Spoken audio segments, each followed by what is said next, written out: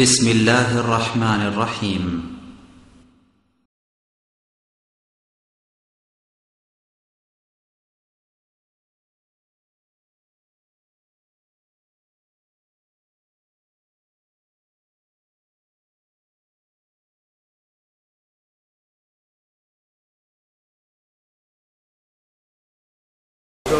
السلام عليكم ورحمة الله وبركاته.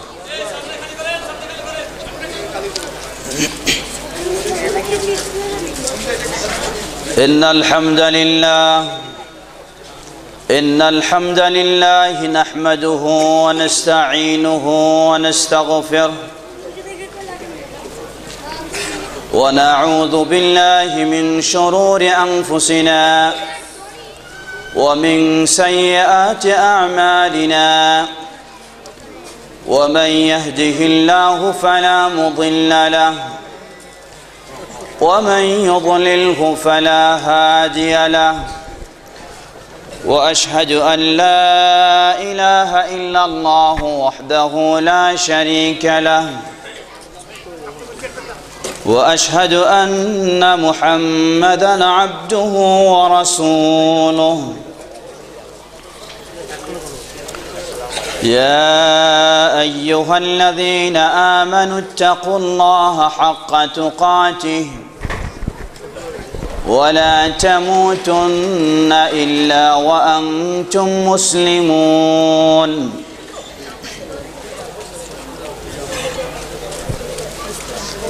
يا أيها الناس اتقوا ربكم الذي خلقكم من نفس واحدة وخلق منها زوجها وبث منهما رجالا كثيرا ونساء واتقوا الله الذي تساءلون به والأرحام إن الله كان عليكم رقيبا.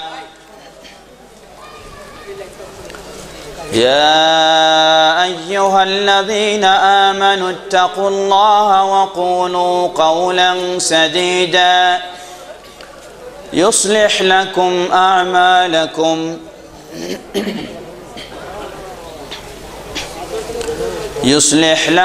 أعمالكم ويغفر لكم ذنوبكم ومن يطع الله ورسوله فقد فاز فوزا عظيما. أما بعد فإن خير الحديث كتاب الله وخير الهدي هدي محمد صلى الله عليه وسلم وشر الأمور محدثاتها وكل محدثة بدعة وكل بدعة ضلالة وكل ضلالة في النار. فأعوذ بالله من الشيطان الرجيم. بسم الله الرحمن الرحيم. يا أيها الذين آمنوا إن جاءكم فاسق بنبأ فتبينوا أن تصيبوا قوما بجهالة فتصبحوا على ما فعلتم نادمين.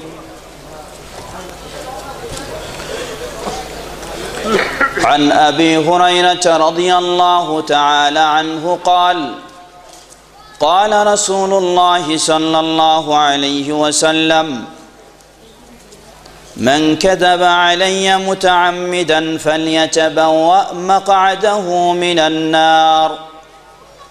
متفق عليه.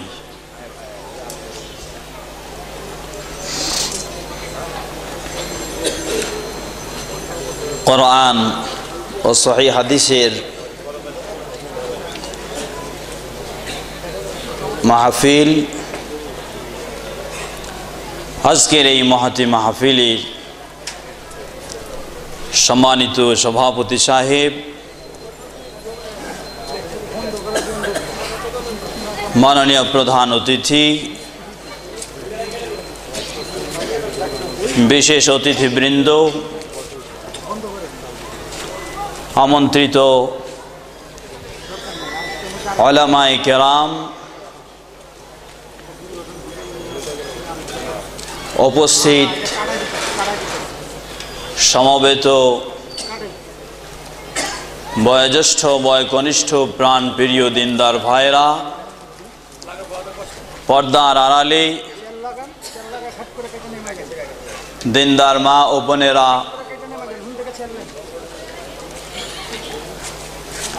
আশপাশে বাসা বাড়িতে অবস্থানরত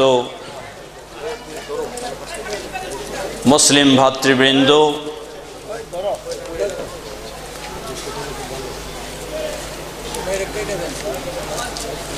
শুরুতে আবারও সেই মহান আল্লাহ সুবহানাহু ওয়া তাআলার প্রশংসা জ্ঞাপন করছি,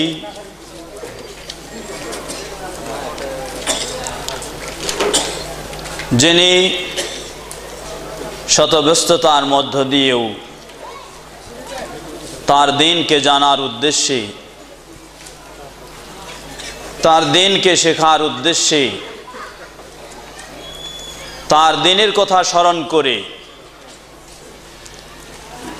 এ ধরনের একটি মহতি ইসলামী জলসার আয়োজন করার তৌফিক দিয়েছেন। আমাদেরকে এখানে সকল ব্যস্ততা বর্জন করে মাহফিলের মূল্যবান আলোচনা শোনার উদ্দেশ্যে যিনি আমাদেরকে সমবেত হওয়ার, উপস্থিত হওয়ার সুযোগ করে দিয়েছেন, সেই আল্লাহ সুবহানাহু ওয়া তাআলার প্রশংসা জ্ঞাপনার্থে সকলেই বলি আলহামদুলিল্লাহ। প্রশংসা কার? জোরে বলেন কার? সুতরাং আল্লাহ সুবহানাহু ওয়া তাআলার প্রশংসা জ্ঞাপনার্থে আমাদের দুর্বলতার কোনো সুযোগ নেই। কি বলেন, ঠিক না? সহিহ বুখারী মুসলিমের হাদিসে এসেছে, রাসূল সাল্লাল্লাহু আলাইহি ওয়াসাল্লাম বলেন, আলহামদুলিল্লাহ চামলাউ আল মিজান। ছোট্ট দুটি শব্দের একটি কথা, দুটি শব্দের একটি বাক্য একজন মানুষ খুব সহজেই পাঠ করতে পারে, তবে শর্ত হলো তার মাঝে ঈমান থাকতে হবে। যদি তার মাঝে ঈমান থাকে আর এই দুটি শব্দের বাক্যটি পাঠ করে, রাসূল সাল্লাল্লাহু আলাইহি ওয়াসাল্লাম বলেন, একজন মুসলিম মুমিন যখন আলহামদুলিল্লাহ বলে, এর মাধ্যমে তার ভালো আমল মাপার যে পাল্লা, সেই ভালো আমল মাপার পাল্লাটিকে আল্লাহ সুবহানাহু ওয়া তাআলা ভরপুর করে দেন। বলেন সুবহানাল্লাহ। সুতরাং একজন মানুষ আল্লাহ সুবহানাহু ওয়া তাআলার প্রশংসা করতে বললেই শুধু সে প্রশংসা করবে এমন নয়, বরং উঠতে বসতে চলতে ফিরতে প্রতিটি মুহূর্তে সে আল্লাহ সুবহানাহু ওয়া তাআলার প্রশংসা করবে। কি বলেন, ঠিক না? অনেক সময় দেখা যায় যে কেউ হয়তো অসুস্থ, তিনি মনে করেন যে আমি এখন অসুস্থ, আমি এই অসুস্থ অবস্থায় আল্লাহর প্রশংসা করব কেন? আসলে একটু চিন্তা করা দরকার। আপনি একটা রাস্তায় পথ চলতে হয়তো অ্যাক্সিডেন্ট করেছেন বা হয়েছেন, দেখা গেছে আপনার শরীরে কিছু আহত হয়েছে, তবু আপনাকে আল্লাহ সুবহানাহু ওয়া তাআলার প্রশংসা জ্ঞাপন করতে হবে, কারণ এমন বা এর চেয়েও ছোট্ট অ্যাক্সিডেন্টেও অনেক মানুষ পৃথিবী থেকে বিদায় নিয়ে চলে যায়। কি বলেন, ঠিক না? সুতরাং ওই জটিল অবস্থা থেকে আল্লাহ সুবহানাহু ওয়া তাআলা আমাকে অনেক ভালো রেখেছেন, এজন্য সর্বমুহূর্তে প্রশংসা কার? জোরে বলেন কার?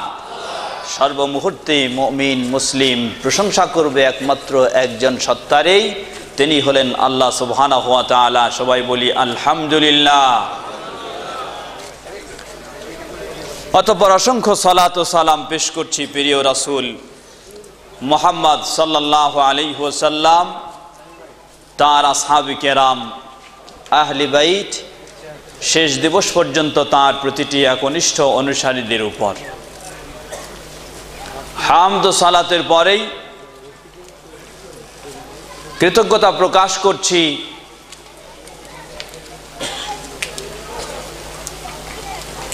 আমাদের সে সকল ভাইদের যারা নিজেদের ব্যবসা বাণিজ্য, নিজেদের কাজকর্ম সব কিছু বন্ধ রেখে চালু রেখেছেন আল্লাহ সুবহানাহু ওয়া তাআলার এই দ্বীনি প্রোগ্রামের কাজ। নিজেদের ব্যবসাকে তারা বন্ধ করে দিয়েছেন 1-2 দিনের জন্য, দোকানপাটকে তারা বন্ধ করে দিয়েছেন, অফিস আদালত থেকেও তারা ছুটি নিয়েছেন, পারিবারিক ব্যস্ততা থেকেও অবসর নিয়েছেন। সব কিছু বন্ধ রেখে তারা চালু রেখেছেন কোন কাজ? আল্লাহ সুবহানাহু ওয়া তাআলার দ্বীনের কাজ। কি বলেন, ঠিক কিনা? সুতরাং এমন ভাইদেরকে অবশ্যই কৃতজ্ঞতা জানাতে হয়।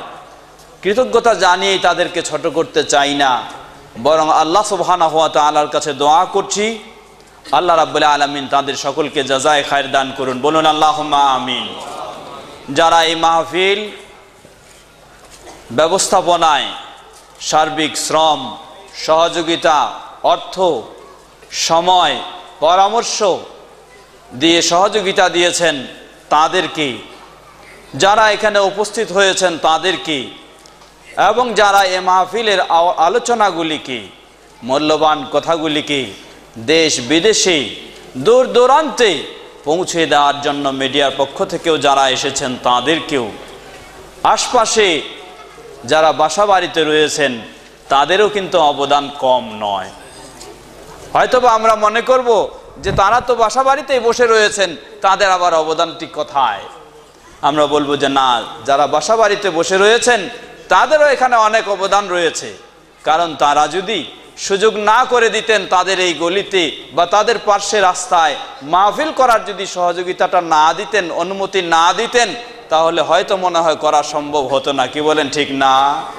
সুতরাং যারা বাসাবাড়িতে রয়েছেন আমরা তাদেরকেও ধন্যবাদ জ্ঞাপন করব, তাদেরকেও আমরা স্মরণ করব আল্লাহ সুবহানাহু ওয়া তাআলার কাছে সকলের জন্য, এবং তাদের জন্যও দোয়া করব আল্লাহ রাব্বুল আলামিন সকলকে এই সুন্দর অবদান রাখার ও সহযোগিতা দেওয়ার জন্য জাযায়ে খায়ের দান করুন। বলুন আল্লাহুম্মা আমিন।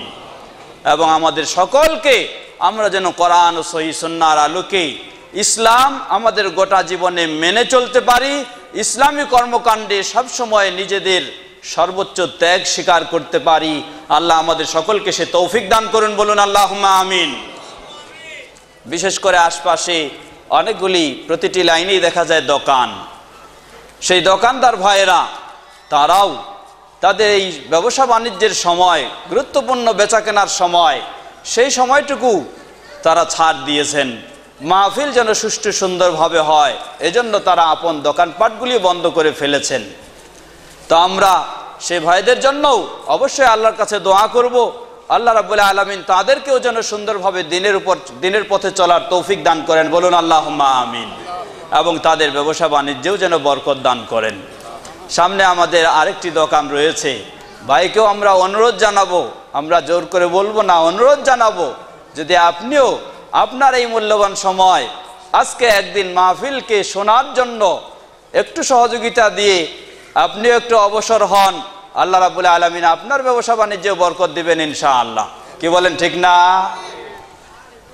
সর্বোপরি সকল মুসলিম ভাই, অত্র এলাকার যারা সার্বিকভাবে সহযোগিতা দিয়েছেন, বিশেষ করে যারা আজকে প্রধান অতিথি, অতি ব্যস্ততার মধ্য দিয়েও সময় দিয়েছেন, হয়তো এসে যাবেন, এখনো আসতে পারেননি, তারপর বিশেষ অতিথি যারা রয়েছেন তারাও ব্যস্ততার মধ্য দিয়েও এসেছেন। আল্লাহ রাব্বুল আলামিন সকলকেই দিনের পথে এভাবে আরো চলার তৌফিক দান করুন। বলুন আল্লাহুম্মা আমিন। এবং আমরা যেন আজকে কত সুন্দর, আমি মনে করছি, আমি বিশ্বাস করি আশপাশে যারা এখানে বসে রয়েছেন এবং যারা আশপাশে বাসাবাড়িগুলিতে রয়েছেন সকলেই যেন একটি আনন্দ উপভোগ করছেন, নিজেরা সকলেই যেন একটি আনন্দ অনুভব করছেন যে আমাদের এখানে আমাদের সহযোগিতায় কোরআন সুন্নাহর কিছু আলোচনা হবে, এমন একটি পরিবেশ আমরা তৈরি করতে পেরেছি বা তৈরিতে সহযোগিতা দিতে পেরেছি। এজন্য সকলেই কোনো সন্দেহ নাই মুসলিম হিসাবে আমরা আনন্দ উপভোগ করছি। কি বলেন ঠিক না? আল্লাহ আমাদেরকে এভাবে আরো অগ্রসর হওয়ার তৌফিক দান করুন, বলুন আল্লাহুম্মা আমিন। সম্মানিত সুধীবৃন্দ, আসলে আমি কথা বলতেছি ঠিকই, কিন্তু কথা বলে খুব একটা তৃপ্তি পাচ্ছি না। এর কারণ আমার সামনে কোনো শ্রোতা নেই। শ্রোতা আছে আমার ডানে আর বামে, আমার সামনে কেউ নেই। বক্তা যদি শ্রোতাকে না দেখতে পায় তাহলে কথা বলে খুব একটা মজা হয় না, কথা বলে খুব একটা তৃপ্তি পাওয়া যায় না। আমার মনে হয় কর্তৃপক্ষ চেয়েছেন এই পার্শ্বে যারা থাকবেন তাদেরকেও বঞ্চিত করব না, আর এই পার্শ্বে যারা থাকবেন তাদেরকেও বঞ্চিত করব না। এই জন্য এইভাবেই বক্তার মুখটাকে দেওয়ার চেষ্টা করেছেন। মূলত এখন এই পার্শ্বের মানুষও হয়তো বঞ্চিত হচ্ছেন না, এই পার্শ্বেরও হচ্ছেন না, বঞ্চিত হচ্ছেন এখন বক্তা। কে বলেন ঠিক না? বক্তা সামনে কিছু দেখতে পায় না, এখানে শুধু একটা ওয়াল মাত্র। যাই হোক, অবস্থা অনুযায়ী কিছু ব্যবস্থা নিতেই হবে, সেভাবেই কষ্ট করেই হলো কথা বলার চেষ্টা করি। আমার আগে একজন আলোচনা রাখছিলেন, আমাদের এক ভাই, খুব সুন্দর কথাগুলি বলছিলেন। তার কথায় কথায় তিনি যেন বলছিলেন কোরআন এবং সহিহ সুন্নাহ। আসলে একজন মুমিন মুসলিম তাকে কোরআন এবং সহিহ সুন্নাহর আলোকেই গোটা জীবনকে গড়ে তুলতে হবে। তার আকীদা বিশ্বাস, তার আমল আখলাক, তার ইবাদত বন্দেগী সব কিছুই কোরআন এবং সহিহ সুন্নাহর আলোকেই গড়ে তুলতে হবে। এটাই হলো মূলত ইসলামের নির্দেশ। কর্তৃপক্ষ আমাকে একটু অনুরোধ জানিয়েছেন আমি যেন বিশেষ করে ইসলামে সহিহ হাদিসের গুরুত্ব, তাৎপর্য এবং প্রসিদ্ধ মুহাদ্দিসিনে কেরাম, প্রসিদ্ধ ইমামগণ তারা সহিহ হাদিসের যে গুরুত্ব দিয়েছেন, যে ভূমিকা রেখেছেন, এ প্রসঙ্গে সামান্য একটু আলোচনা বা ইশারা ইঙ্গিত দেওয়ার জন্য অনুরোধ জানিয়েছেন। আসুন, আমার পরে ইনশাআল্লাহ আজকে আরও অনেক মূল্যবান আলোচকবৃন্দ আছেন, তারা মূল্যবান আলোচনা উপস্থাপন করবেন। তারা দূর থেকে আসছেন বিধায় আমরা একটু তাদেরকে শেষের দিকে সুযোগ করে দিয়েছি, আর তাদের পূর্বেই আমি কাছের মানুষ হিসাবে আমি একটু সুযোগটি নেওয়ার সুযোগ করেছি। মূল্যবান আলোচনা শুনেছেন এবং শুনবেন। সামান্য দুটি কথা তাদের মাঝে আমিও বলার চেষ্টা করব, তবে বলার আগে আপনাদের কাছ থেকে একটি ছোট্ট বিষয়ে একটু আপনাদের দৃষ্টি আকর্ষণ করছি, আপনাদের একটু সাড়া পেতে চাচ্ছি। তা হলো, আসলে আমাদের দেশে বর্তমান এই শীত মৌসুমে, এই শীত মৌসুম হলো মাহফিলের মৌসুম। কি বলেন ঠিক না? আমাদের দেশে এই শীত মৌসুম হলো মাহফিলের মৌসুম। সেই নভেম্বর মাস থেকে শুরু করে এদিকে এপ্রিল মাস পর্যন্ত প্রায় 6 মাস একাধারে চলছে এই মাহফিল আর মাহফিল। প্রতিটি গ্রাম গঞ্জে, মহল্লায়, মসজিদে, মাদ্রাসায়, প্রতিষ্ঠানে, সংগঠনের আলোকে তাফসিরুল কোরআন মাহফিল, ওয়াজ মাহফিল, ধর্মসভা, বিভিন্ন রকমের নাম দিয়ে এই মাহফিলগুলি চলছে। আমার বিশ্বাস, এই মাহফিলের কথাগুলি যদি সকল শ্রোতা যারা শোনেন তারা সঠিকভাবে যদি মেনে চলার চেষ্টা করেন, তাহলে আমাদের পরিবেশ, আমাদের সমাজ ইসলামী করে তুলতে বা ইসলামী আলোকে গড়ে তুলতে কোনো দেরি হওয়ার কথা নয়। কি বলেন ঠিক না? কিন্তু আফসোসের বিষয় হলো, মাহফিলে আমরা অনেক কিছুই শুনি, বাস্তবে সেগুলি অধিকাংশই বাদ দেওয়ার চেষ্টা করি, সেগুলি মানার চেষ্টা করি না। কে বলেন ঠিক কিনা? অবস্থাটা আমাদের এই দাঁড়িয়ে গেছে। অথচ একজন মুমিন মুসলিম, তার অবস্থা এই হওয়া উচিত নয়। তার উচিত হলো সে কোরআন সুন্নাহ থেকে কথা শুনবে এবং নিজের জীবনকে, নিজের ঈমান ও ইসলামকে, নিজের আদর্শকে আরো সুন্দর করার জন্য সে সেগুলিকে জীবনে বাস্তবায়ন করার চেষ্টা করবে। এটাই একজন মুমিনের হওয়া উচিত ছিল। সুতরাং আমি আপনাদের কাছে আজকে যারা উপস্থিত হয়েছেন, যতদূর এই মাইকের আওয়াজ যাচ্ছে, প্রতিটি মুসলিম নর নারীর কাছে এই আহ্বানে রাখবো, এই অনুরোধে রাখবো, আমরা যে কথাগুলি আজকে শুনবো, বেশি না হলেও একটি কথা হলেও আগামী কাল থেকে যেন আমরা আমাদের জীবনে বাস্তবায়ন করতে পারি, সেই চেষ্টা করব। আপনারা সকলে রাজি আছেন? কারা রাজি আছেন একটু হাত তোলেন তো দেখি। মাশাআল্লাহ, আল্লাহ আমাদের হাতগুলিকে কবুল করে নিন। আমরা যেন কোরআন ও সহিহ সুন্নাহর আলোকে ইসলাম জেনে মেনে চলতে পারি, আল্লাহ আমাদের সকলকে সে তৌফিক দান করুন। যারা হাত তুলেছেন, যারা এখানে সমবেত হয়েছেন, যারা এই মূল্যবান ওয়াজ শুনছেন এবং মানার চেষ্টা করছেন, আমরা সকলেই যেন একত্রে জান্নাতুল ফেরদাউসে সমবেত হতে পারি, আল্লাহ আমাদের জন্য কবুল করে নিন। হাত নামান। প্রিয় ভাইরা আমার, অতএব উপস্থিত সকলের কাছে বিশেষ করে এবং যতদূর আওয়াজ যাচ্ছে তাদের সকলের কাছে আমার এই আহ্বান, যতগুলি কথা শুনবো কমপক্ষে একটি হলেও যেন আমরা আগামীকাল থেকে আমাদের জীবনে বাস্তবায়ন করতে পারি, সেই চেষ্টা করব ইনশাআল্লাহ। আসুন, আমি কোরআনুল কারীম থেকে একটি আয়াত পেশ করেছি। সে আয়াতকে সামনে রেখে এবং সহিহ বুখারী ও মুসলিম থেকে একটি অত্যন্ত গুরুত্বপূর্ণ হাদিস পেশ করেছি। সেই হাদিসটিকেও সামনে রেখে কিছু আলোচনা আপনাদের সামনে উপস্থাপন করার চেষ্টা করি। আল্লাহ সুবহানাহু ওয়া তাআলা বলেন, ইয়া আইয়ুহাল্লাযীনা আমানু ইন জাআকুম ফাসিকুম বিনাবাইন فتبينوا أن تصيبوا قوما بجهالة فتصبحوا على ما فعلتم نادمين। আল্লাহ সুবহানাহু ওয়া তাআলা সূরা হুজরাত 6 নম্বর আয়াত।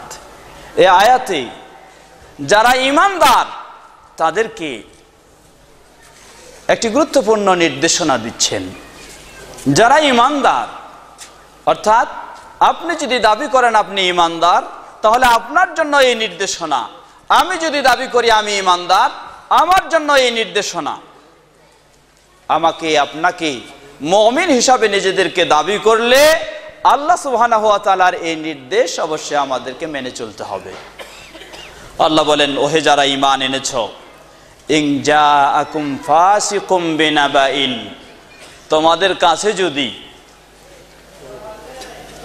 ইসলাম সম্পর্কে যার মাঝে অনেক দুর্বলতা রয়েছে, ঈমানের ক্ষেত্রে যার মাঝে অনেক দুর্বলতা রয়েছে, যে কখনো সত্য বলে কখনো মিথ্যাও বলে, এমন একজন মুসলিম ব্যক্তি যদি তোমাদের কাছে কোনো সংবাদ নিয়ে আসে, ফাতাবায়ানু, তোমরা অবশ্যই এই সংবাদ যাচাই বাছাই ছাড়াই নির্দ্বিধায় গ্রহণ করে নিবে না।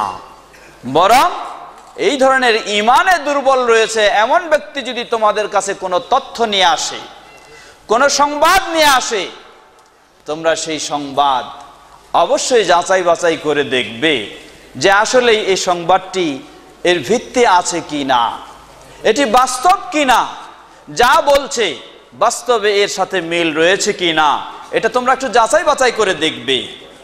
আল্লাহ বলছেন, আনতুসিবু কওমাম বিজাহালাতিন, যদি তোমরা এমন দুর্বল ব্যক্তির কথাকে যাচাই বাছাই না করেই তার কথাকে গ্রহণ করে তোমরা বাস্তবে পদক্ষেপ গ্রহণ করতে যাও, তাহলে জেনে রাখো তোমরা হয়তো এই অজানার কারণে, কথাটির সত্য মিথ্যা যাচাই না করার কারণে তোমরা কোনো কওমকে, কোনো জাতিকে, কোনো দলকে ক্ষতিগ্রস্ত করে ফেলতে পারো। ফাতুসবিহু আলা মা ফাআলতুম নাদিমিন, ফলে কি ফলাফল দেখা দিবে? ফলাফল দেখা দিবে যে এই দুর্বল ঈমানদারের কথাগুলি শুনে আপনি যখন একটা ব্যবস্থা গ্রহণ করে ফেলেছেন, কারো উপর আপনি কোনো কিছু ব্যবস্থা করে ফেলেছেন, হয়তো কিছু কষ্ট দিয়ে ফেলেছেন, শাস্তি দিয়ে ফেলেছেন, বা কিছু অশালীন বা খারাপ মন্তব্য করে ফেলেছেন। পরবর্তীতে আপনি যখন জানবেন যে না, আসলে এই ব্যক্তিরা এই ত্রুটি তাদের মাঝে ছিল না, তারা এই ভুল করেনি, তখন আপনি লাঞ্ছিত হবেন, আপনি তখন অনুতপ্ত করবেন, আপনি তখন অনুশোচনা করবেন। আল্লাহ সুবহানাহু ওয়া তাআলা তাই বলছেন, অতএব কারো সংবাদ, কোনো দুর্বল ইমানদারের সংবাদ শোনার সাথে সাথেই সেটাকে যাচাই বাছাই না করে, সত্য মিথ্যা নিশ্চিত না হয়ে সে বিষয়ে কোনো পদক্ষেপ গ্রহণ করো না। যদি করো, হতে পারে এটি তোমাদের জন্য অনুশোচনার বিষয় দাঁড়িয়ে যেতে পারে। আল্লাহ সুবহানাহু ওয়া তাআলা এই আয়াতে যে নির্দেশনা দিচ্ছেন, পৃথিবীর সকল আলেম সমাজ একমত যে এই আয়াতের মাধ্যমে আল্লাহ সুবহানাহু ওয়া তাআলা মুসলিম উম্মাহকে নির্দেশনা দিচ্ছেন যে সুতরাং পৃথিবীর যে কোনো বিষয় শুধু নয়, ইসলামের বিষয়ে আপনাকে কেউ যদি কোনো তথ্য দিতে যায়, আপনাকে সেই তথ্যটি যাচাই বাছাই করেই গ্রহণ করতে হবে, চোখ বন্ধ করে গ্রহণ করা যাবে না। যদি চোখ বন্ধ করে গ্রহণ করে ফেলেন আর সেই ব্যক্তি, তবে ব্যক্তিটির মাঝে যদি দুর্বলতা থাকে, তাহলে তার তথ্য কখনো চোখ বন্ধ করে গ্রহণ করা যাবে না, অবশ্যই সেটি যাচাই বাছাই করেই গ্রহণ করতে হবে। আর সেই ব্যক্তি যদি নিশ্চিত হয়ে থাকেন যে তার মাঝে কোনো দুর্বলতার সামান্যতম সুযোগ নেই, সম্ভাবনা নেই, তাহলে তার কথা নিশ্চিতভাবেই গ্রহণ করা যাবে, এতে কোনো সন্দেহ নেই। একটি নির্দেশনা আল্লাহ সুবহানাহু ওয়া তাআলা দিলেন, যে নির্দেশটি শুধু রাসূল সাল্লাল্লাহু আলাইহি ওয়াসাল্লামের যুগেই সীমাবদ্ধ নয়, বরং এটি কিয়ামত পর্যন্ত প্রতিটি মুসলিম নর নারীর জন্য অপরিহার্য একটি দায়িত্ব। অতএব প্রতিটি বিষয় আমাদের কাছে কখনো যদি দুর্বলতার সম্ভাবনা থাকে, এমন পথ এমন মাধ্যমে যদি এসে থাকে, সেটি নিশ্চিত হওয়ার জন্য অবশ্যই আমাদেরকে যাচাই বাছাই করতে হবে। যেই যাচাই বাছাই করার বিষয়টি সম্পর্কে রাসূল সাল্লাল্লাহু আলাইহি ওয়াসাল্লাম কত কঠিনভাবে বলছেন দেখুন। সহিহ বুখারীর হাদিস, সহিহ মুসলিমের হাদিস, রাসূল সাল্লাল্লাহু আলাইহি ওয়াসাল্লামের অনেক সাহাবী, যেমন সাহাবী আব্দুল্লাহ বিন জুবাইর রাদিয়াল্লাহু আনহু, তিনি বলছেন যে আমার রাসূল সাল্লাল্লাহু আলাইহি ওয়াসাল্লাম থেকে শিখা শোনা হাদিস অনেক আমার জানা ছিল, কিন্তু সেই হাদিসগুলি যেন আমি নিঃসংকোচে নির্দ্বিধায় বলতে পারছি না, আমার মাঝে একটু দুর্বলতা এসে গেছে। এজন্যই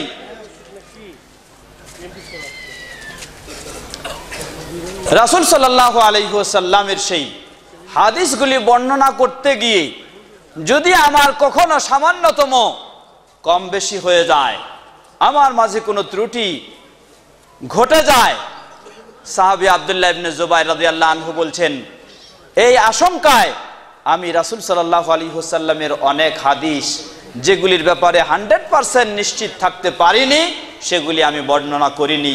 কারণ রাসূল সাল্লাল্লাহু আলাইহি ওয়াসাল্লাম বলেন, মান কাযিবা আলাইয়া মুতাআম্মিদান ফালইয়াতাবাওয়া মাকআদাহু মিনান নার। রাসূল সাল্লাল্লাহু আলাইহি ওয়াসাল্লাম বলেন, যে ব্যক্তি জেনে শুনে ইচ্ছা করে আমার ব্যাপারে কোনো মিথ্যা কথা বলবে, আমার ব্যাপারে কোনো মিথ্যা কথা রটাবে, আমার ব্যাপারে কোনো মিথ্যা কথা প্রচার করবে, আমার ব্যাপারে কোনো মিথ্যা কথা একজন আরেকজনকে শোনাবে জেনে শুনে, ফালইয়াতাবাওয়া মাকআদাহু মিনান নার, সে যেন তার স্থান জাহান্নামে নির্ধারণ করে নেয়। বলেন নাউযুবিল্লাহ। সুতরাং রাসূল সাল্লাল্লাহু আলাইহি ওয়াসাল্লামের হাদিসের প্রচার প্রসার আমাদেরকে অবশ্যই ঘটাতে হবে, এটি একটি ঈমানি দায়িত্ব। কিন্তু রাসূল সাল্লাল্লাহু আলাইহি ওয়াসাল্লামের নামে যা শোনানো হচ্ছে, যা বলা হচ্ছে, সেটি বিশুদ্ধ কিনা, সেটি নির্ভুল কিনা, তা আমাকে অবশ্যই নিশ্চিত হতে হবে। যদি আমি নিশ্চিত না হতে পারি, আমি যদি সন্দেহানের উপর থেকে, আমি যদি দুর্বল থেকেই সেটি বর্ণনা করে থাকি, অথবা আমি যদি নিশ্চিতভাবে জানে ফেলি যে এটি রাসূল সাল্লাল্লাহু আলাইহি ওয়াসাল্লামের নাম দিয়ে বলা হচ্ছে, অথচ সেটি সঠিক নয়, সেটি মিথ্যা, সেটি বানাওটি কথা, সেটি জাল কথা, এরপরেও যদি আমি প্রচার প্রসার করি, রাসূল সাল্লাল্লাহু আলাইহি ওয়াসাল্লাম 1400 বছর আগে এ ব্যাপারে হুঁশিয়ারি উচ্চারণ করেছেন। তিনি বলেন, মান কাযিবা আলাইয়া মুতাআম্মিদান ফালইয়াতাবাওয়া মাকআদাহু মিনান নার। যে ব্যক্তি আমার ব্যাপারে ইচ্ছাকৃতভাবে জেনে শুনে কোনো মিথ্যা কথা, কোনো বানাওটি কথা বলবে, সে যেন তার স্থান জাহান্নামে নির্ধারণ করে নেয়। বলুন নাউযুবিল্লাহ। সুতরাং প্রতিটি মুমিন মুসলিমের, বিশেষ করে আমি অনুরোধ জানাবো, আলেম সমাজেরও সবচেয়ে বড় সতর্কতা অবলম্বন করতে হবে।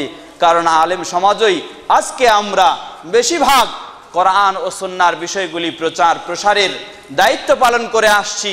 এজন্য আমাদের অন্যতম দায়িত্ব হলো, আমাদের অন্যতম করণীয় হলো, আমরা রাসূল সাল্লাল্লাহু আলাইহি ওয়াসাল্লামের যখন এই কোন হাদিস বর্ণনা করব, আমাদেরকে একটু নিশ্চিত হতে হবে সেই হাদিসটি আসলে বিশুদ্ধ কিনা, হাদিসটি আসলে সহিহ কিনা। যদি সহিহ না হয়ে থাকে তাহলে আমার জন্য খুবই কঠিন খারাপ পরিণতি আমার জন্য অপেক্ষা করবে, আল্লাহ সুবহানাহু ওয়া তাআলার সেই শাস্তি। আর যদি আমি নিশ্চিত হয়ে রাসূল সাল্লাল্লাহু আলাইহি ওয়াসাল্লামের সহিহ হাদিসকে প্রচার করতে পারি, রাসূল সাল্লাল্লাহু আলাইহি ওয়াসাল্লাম হতে বর্ণিত বিশুদ্ধ নির্ভুল হাদিসগুলিকে প্রচার প্রসার করতে পারি, তাহলে আমার জন্য আবার রয়েছে আল্লাহ সুবহানাহু ওয়া তাআলার পক্ষ থেকে সেই বিশাল প্রতিদান, সেই বিশাল সওয়াব। সুপ্রিয় সুধীবৃন্দ, আসুন আমরা এখানে কয়েকটি আরো বিষয় একটু জেনে নেওয়ার চেষ্টা করি। বিশেষ করে আমাদের এই সময়ে আরো বেশি গুরুত্ব দেওয়া দরকার রাসূল সাল্লাল্লাহু আলাইহি ওয়াসাল্লামের হাদিসগুলি সঠিকভাবে প্রচার প্রসার করার ক্ষেত্রে। কারণ রাসূল সাল্লাল্লাহু আলাইহি ওয়াসাল্লাম বলেন, সায়াখরুজু ফি আখিরিজ জামানি দাজ্জালুন কাযযাবুন ইয়াতুনাকুম বিআহাদিস মা লাম তাসমাউহু আনতুম ওয়ালা আবাউকুম ফাইয়াকুম ওয়া ইয়াহুম আন তাযিল্লু। আল্লাহ রাসূল সাল্লাল্লাহু আলাইহি ওয়াসাল্লাম বলেন, সহিহ মুসলিমের হাদিস, শেষ যুগে এমন কিছু মিথ্যুক ব্যক্তির আগমন ঘটবে, মিথ্যুক দাজ্জালের আগমন ঘটবে, যারা তোমাদের কাছে রাসূল সাল্লাল্লাহু আলাইহি ওয়াসাল্লামের নাম দিয়ে, সাহাবীদের বরাত দিয়ে এত সুন্দর সুন্দর মুখরোচক হাদিসগুলি তোমাদের কাছে শোনাবে। মা লাম তাসমাউহু আনতুম, প্রকৃতপক্ষে তোমরা কোনোদিন এই ধরনের হাদিস নিজেরাও শোনোনি, ওয়ালা আবাউকুম, তোমাদের পূর্ববর্তী মুসলিম মনীষী বা মুসলিম ব্যক্তি সমাজ তারাও এই ধরনের হাদিস কখনো শোনেনি। এমন এমন মুখরোচক হাদিসগুলি, এমন এমন আকর্ষণীয় হাদিসগুলি তোমাদের কাছে এমন কিছু মিথ্যুক ব্যক্তিরা শোনাবে। রাসূল সাল্লাল্লাহু আলাইহি ওয়াসাল্লাম বললেন, ফাইয়াকুম ওয়া ইয়াহুম, আমি তাদের ব্যাপারে সতর্ক করছি এবং তোমাদেরকেও সতর্ক করছি, তারা যেন তোমাদেরকে পথভ্রষ্ট না করতে পারে, তারা যেন তোমাদেরকে ফিতনায় ফেলে না দিতে পারে। কারণ রাসূল সাল্লাল্লাহু আলাইহি ওয়াসাল্লামের নাম দিয়ে আজকে ইসলামের যারা শত্রু, প্রকাশ্য অমুসলিম থেকে, সেই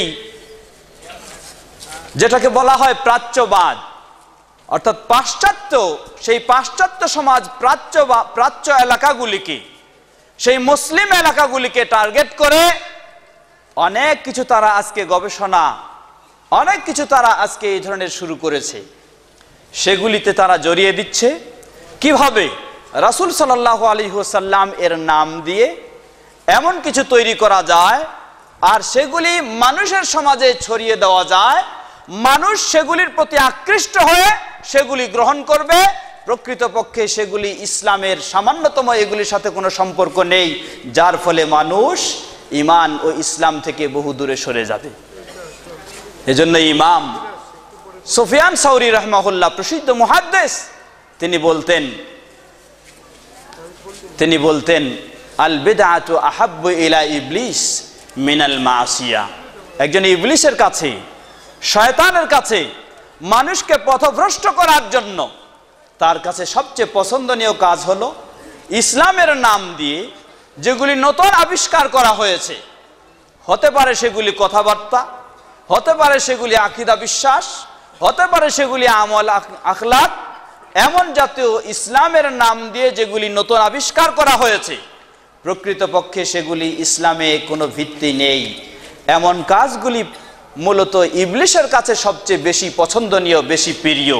কারণ একজন মানুষ যিনি আল্লাহকে ভয় করেন, যিনি আল্লাহকে ভালোবাসেন, যিনি রাসূলের প্রতি শ্রদ্ধা জ্ঞাপন করেন, রাসূল সাল্লাল্লাহু আলাইহি ওয়াসাল্লামের প্রতি যিনি ভালোবাসা প্রদর্শন করেন, যিনি রাসূল সাল্লাল্লাহু আলাইহি ওয়াসাল্লামের কথা শুনলেই দুর্বল হয়ে যান, এমন ব্যক্তিকে অশ্লীল নাচ গান ও খারাপ বিষয় দিয়ে তাকে কখনো পথভ্রষ্ট করা সম্ভব হতে পারে না। তাহলে এই ব্যক্তিকে কিভাবে করতে হবে? এই ব্যক্তিকে পথভ্রষ্ট করার জন্য একটাই পন্থা, সেই পন্থাটি হচ্ছে ইসলামের নাম দিয়ে, রাসূল সাল্লাল্লাহু আলাইহি ওয়াসাল্লামের নাম দিয়ে যেগুলি ভিত্তিহীন এমন কিছু কথা ও কাজ এই ব্যক্তির সামনে উপস্থাপন করতে হবে। ফলে কি দাঁড়াবে? যেহেতু এই ব্যক্তি রাসূল সাল্লাল্লাহু আলাইহি ওয়াসাল্লামের প্রতি সে দুর্বল, রাসূল সাল্লাল্লাহু আলাইহি ওয়াসাল্লামের নাম দিয়ে কিছু শোনালে তার মাঝে একটি আলাদা আকর্ষণ সৃষ্টি হয়। অতএব এই ব্যক্তিকে পথভ্রষ্ট করতে হলে, এই ব্যক্তিকে ইসলাম থেকে দূরে সরাতে হলে, এই ব্যক্তির ঈমানটাকে নষ্ট করে দিতে হলে এর কাছে সরাসরি প্রকাশ্য ইসলাম বিরোধী কথা ও কাজ ও কর্ম দিয়ে তাকে ইসলাম থেকে দূরে সরানো সম্ভব নয়। এই ব্যক্তিকে ইসলাম থেকে দূরে সরাতে হলে সেখানে পন্থা অবলম্বন করতে হবে রাসূল সাল্লাল্লাহু আলাইহি ওয়াসাল্লামের নাম দিয়ে, আল্লাহর নাম দিয়ে, ইসলামের নাম দিয়ে, ইসলামের দোহাই দিয়ে, প্রসিদ্ধ সাহাবীদের নাম দিয়ে এমন এমন কিছু মিথ্যা কথা ও কাজ তৈরি করে নিয়ে আসে এই ব্যক্তির সামনে দিতে হবে। আর এই ব্যক্তি তখন রাসূল সাল্লাল্লাহু আলাইহি ওয়াসাল্লাম ও সাহাবাদের প্রতি দুর্বলতার কারণে সেই কথাগুলিকে সে সহজে মেনে নেবে। আর এগুলি যখনই সে মেনে নেবে, এগুলি কখনো প্রকৃতপক্ষে ইসলামের কথাও নয়, ইসলামের কাজও নয়, ইসলামের আকীদা বিশ্বাসও নয়। এগুলি পালনের মাধ্যমে তার জীবন যখন কাটাবে, জীবন যখন অতিবাহিত করবে, প্রকৃতপক্ষে সে ইসলাম থেকে বহু দূরে সরে রয়েছে। কি বলেন, ঠিক না? তাই এই বিষয়টি অত্যন্ত গুরুত্বপূর্ণ। এজন্য প্রতিটি মুসলিম উম্মাহকে, প্রতিটি মুসলিম ব্যক্তিকে, বিশেষ করে আলেম সমাজকে এ বিষয়ে অবশ্যই সচেতন হতে হবে যে আসলে আমাদের সমাজে আল্লাহ সুবহানাহু ওয়া তাআলার নাম দিয়েও, রাসূল সাল্লাল্লাহু আলাইহি ওয়াসাল্লামের নাম দিয়ে, সাহাবায়ে কেরামদের নাম দিয়ে সমাজে বহু রকমের কথা প্রচলিত রয়েছে। বাস্তবে এগুলির ইসলামে সামান্যতম ভিত্তি নেই। এমন কথাগুলিকে অবশ্যই বর্জন করতে হবে। এজন্য ইমাম আবু হানিফা রাহিমাহুল্লাহ কত মূল্যবান কথাটি তিনি বলতেন। আল্লাহু আকবার। দেখুন, ইমাম আবু হানিফা রাহিমাহুল্লাহ বলেন, ইয়াকুম ওয়াল কাউলা ফি দীনিল্লাহি বিররাই, আমি তোমাদেরকে সতর্ক সাবধান করছি আল্লাহর দ্বীনের ব্যাপারে কোনো মন গড়া চিন্তা চেতনা অনুযায়ী কোন রকমের কথা তোমরা বলবে না।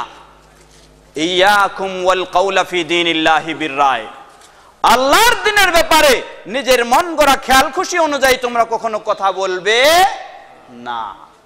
কারণ ইসলামের ব্যাপারে মন গড়া মতামত যদি কেউ ব্যক্ত করে থাকে, আর এই মন গড়া মতামত অনুযায়ী সাধারণ জনগণ যদি সেটাকে অনুসরণ করে চলতে চায়, তাহলে এই ব্যক্তির পক্ষে কখনো সম্ভব হবে না ইসলামের উপর সঠিকভাবে ইবাদত করা, বরং সে ব্যক্তি অবশ্যই ধোঁকার মাঝে পড়ে যাবে।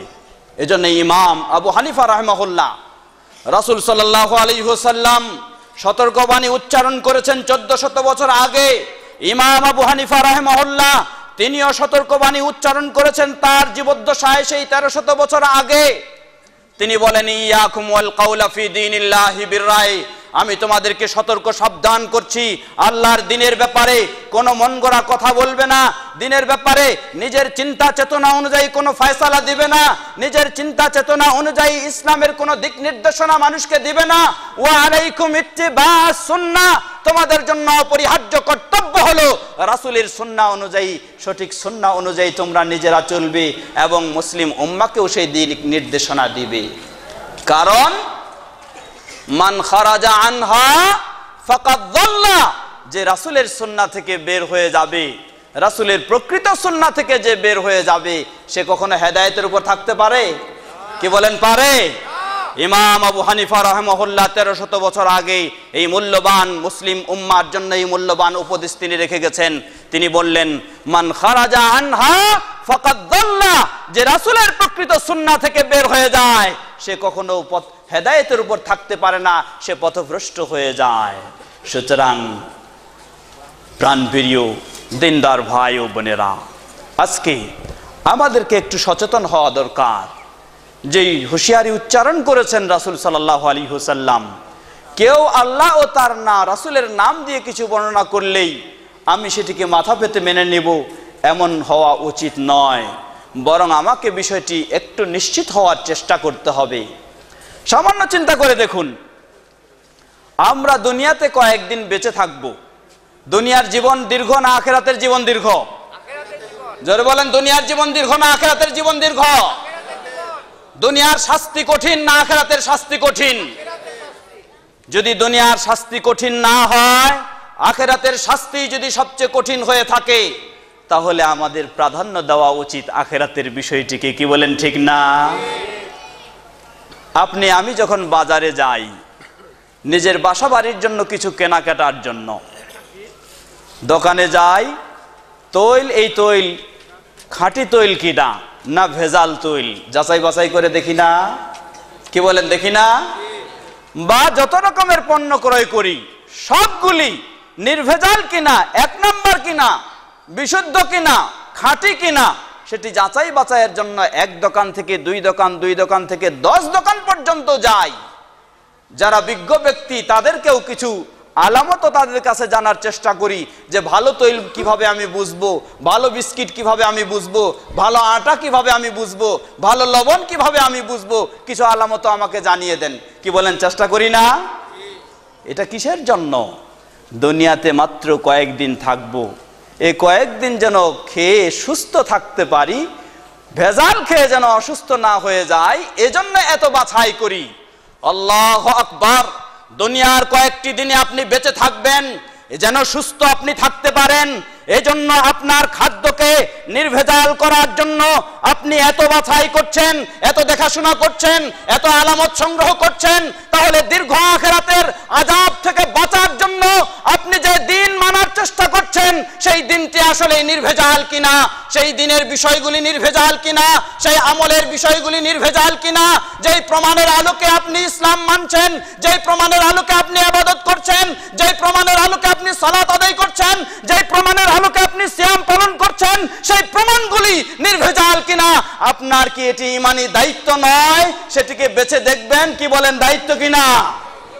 প্রতিটি মুমিন মুসলিম যদি সে তার আখিরাতে শান্তি পেতে চায়, যদি সে তার আখিরাতের জীবনটাকে ভালো করতে চায়, আখিরাতের জীবনটাকে মঙ্গলময় করতে চায়, আখিরাতের জীবনকে আযাব মুক্ত করতে চায়, তাহলে দুনিয়ার কয়েকদিনের জন্য সুস্থ থাকার কারণে খাদ্যকে যেমন বহুভাবে বাছাই করার চেষ্টা করি, একজন মুমিন মুসলিমের দায়িত্ব, কর্তব্য হলো সেই আখিরাতের জীবনকে শান্তিময় করার জন্য ইসলামের বিষয়গুলিও নির্ভেজাল আছে কিনা, আমাকে কোনো কাদিয়ানি এসে ধোঁকা দিচ্ছে কিনা, আমাকে কোনো খ্রিস্টান এসে ধোঁকা দিচ্ছে কিনা, আমাকে কোনো ধোঁকাবাজ এসে ধোঁকা দিচ্ছে কিনা, আমাকে সেই বিষয়গুলি নিশ্চিত হওয়ার জন্য চেষ্টা করতে হবে। কি বলেন, ঠিক না? এটি প্রতিটি মুসলিম উম্মার দায়িত্ব। কিন্তু অনেক সময় আফসোস করে বলতে হয়, আমার আলেম ওলামাদেরকেও অনেক সময় সাধারণ মানুষ কাদের কাছে জিজ্ঞাসা করবে? সাধারণ মানুষ তো আলেম ওলামাদের কাছে জিজ্ঞাসা করবেই। এটাই হলো আল্লাহর নির্দেশ। আল্লাহ সুবহানাহু ওয়া তাআলা বলেন, ফাসআলু আহলা যিকর ইন কুনতুম লা তা'লামুন। যদি তোমরা না জেনে থাকো ইসলামের বিষয়ে, তাহলে জিজ্ঞাসা কাকে করতে হবে? আহলা যিকর, যাদের কাছে কোরআন সুন্নাহর জ্ঞান রয়েছে, সেই আলেম সমাজকে। কি বলেন, ঠিক না? এটা যদি আল্লাহর নির্দেশ হয়, যার জানা নাই তিনি কোরআন সুন্নাহ সম্পর্কে যিনি জানেন তাকে জিজ্ঞাসা করে নিবে, এটা যদি আল্লাহর নির্দেশ হয়, আর আল্লাহ সুবহানাহু ওয়া তাআলা যেই আলেম সমাজকে জানার মতো তৌফিক দিয়েছেন, এই জ্ঞানের মতো নিয়ামত দান করেছেন, তাহলে সেই আলেম সমাজদের কি দায়িত্ব নয় যে সাধারণ মানুষ জিজ্ঞাসা করলে তাদেরকে সঠিক প্রমাণের আলোকে জবাব দেওয়া? কি বলেন, দায়িত্ব কিনা? অবশ্যই দায়িত্ব। কিন্তু অনেক সময় আমাদের আলেম সমাজও বিরক্ত বোধ করেন। হ্যাঁ, বিরক্ত বোধ হতে পারে সীমার বাইরে চলে গেলে, কিন্তু অনেকে এমন রয়েছি, না কোনো প্রশ্ন করার সুযোগ নেই, আপনাকে যা বলছি তাই আপনি পালন করুন, এটা সঠিক কিনা, ভুল কিনা, নির্ভেজাল কিনা, একটু প্রমাণ আছে কিনা, এ ধরনের জিজ্ঞাসা করার কোনো সুযোগ নেই। আপনি এত মানুষ কি বুঝবেন? আপনার বোঝার কি সুযোগ রয়েছে? যেন আলেম সমাজ এই মানুষকে নিরুৎসাহিত করে থাকেন, কেউ কেউ যেন বেশি কিছু বাড়াবার, বেশি কিছু জিজ্ঞাসা, বেশি কিছু খোঁজ খবর না নেন। কি বলেন, আছে কিনা এরকম? আসলে এটি হওয়া উচিত নয়।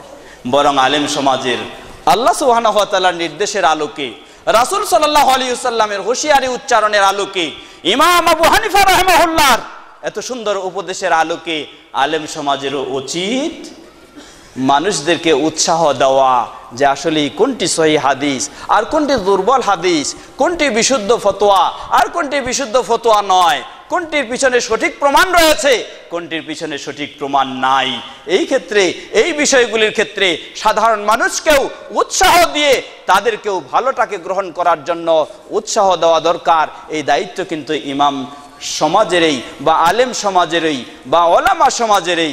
আল্লাহ রাব্বুল আলামিন আলেম সমাজকে রাসূল সাল্লাল্লাহু আলাইহি সাল্লামের ওয়ারিস হিসাবে তাদেরকে এই দায়িত্ব সঠিকভাবে পালন করার তৌফিক দান করুন, বলুন আল্লাহুম্মা আমিন।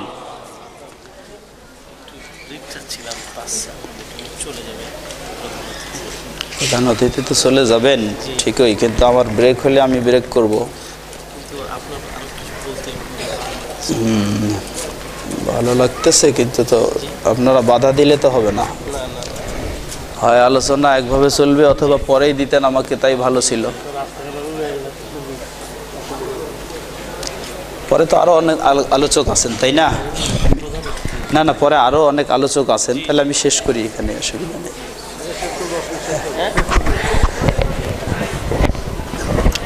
তাহলে 10 মিনিটে শেষ করে দিই আমি।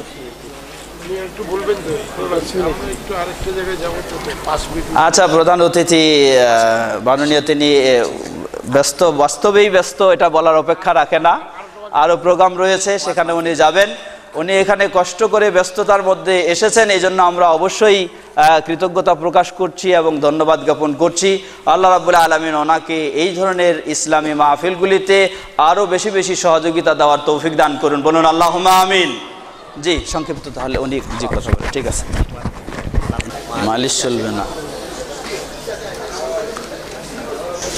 আসসালামু আলাইকুম ওয়া রাহমাতুল্লাহি ওয়া বারাকাতুহু। সম্মানিত সুধীবৃন্দ, ধন্যবাদ জ্ঞাপন করছি মাননীয় প্রধান অতিথিকে। তিনি তার মূল্যবান বক্তব্যে সুন্দরভাবে উপস্থাপন করেছেন পৃথিবীর বুকে একটি মাত্র সঠিক জীবন ব্যবস্থা, একটি মাত্র সঠিক দিন, সেটার নাম কি? জোরে বলেন, নাম কি? এজন্যই মাননীয় প্রধান অতিথিকে ধন্যবাদ দিতে হবে না? অবশ্যই ধন্যবাদ দেব আমরা, তবে সাথে সাথে দোয়া করব যেন আল্লাহ সুবহানাহু ওয়া তাআলা মাননীয় প্রধান অতিথিকে এবং আমাদের সকলকে গোটা জীবনে পরিপূর্ণভাবে ইসলামকে মেনে চলার তৌফিক দান করুন, বলুন আল্লাহুম্মা আমিন। প্রিয় ভাইরা আমার, আমরা একটি বিষয় নিয়ে আলোচনা করছিলাম। একজন মুমিন মুসলিমকে ইসলামের বিষয়গুলি অবশ্যই নির্ভেজাল কিনা।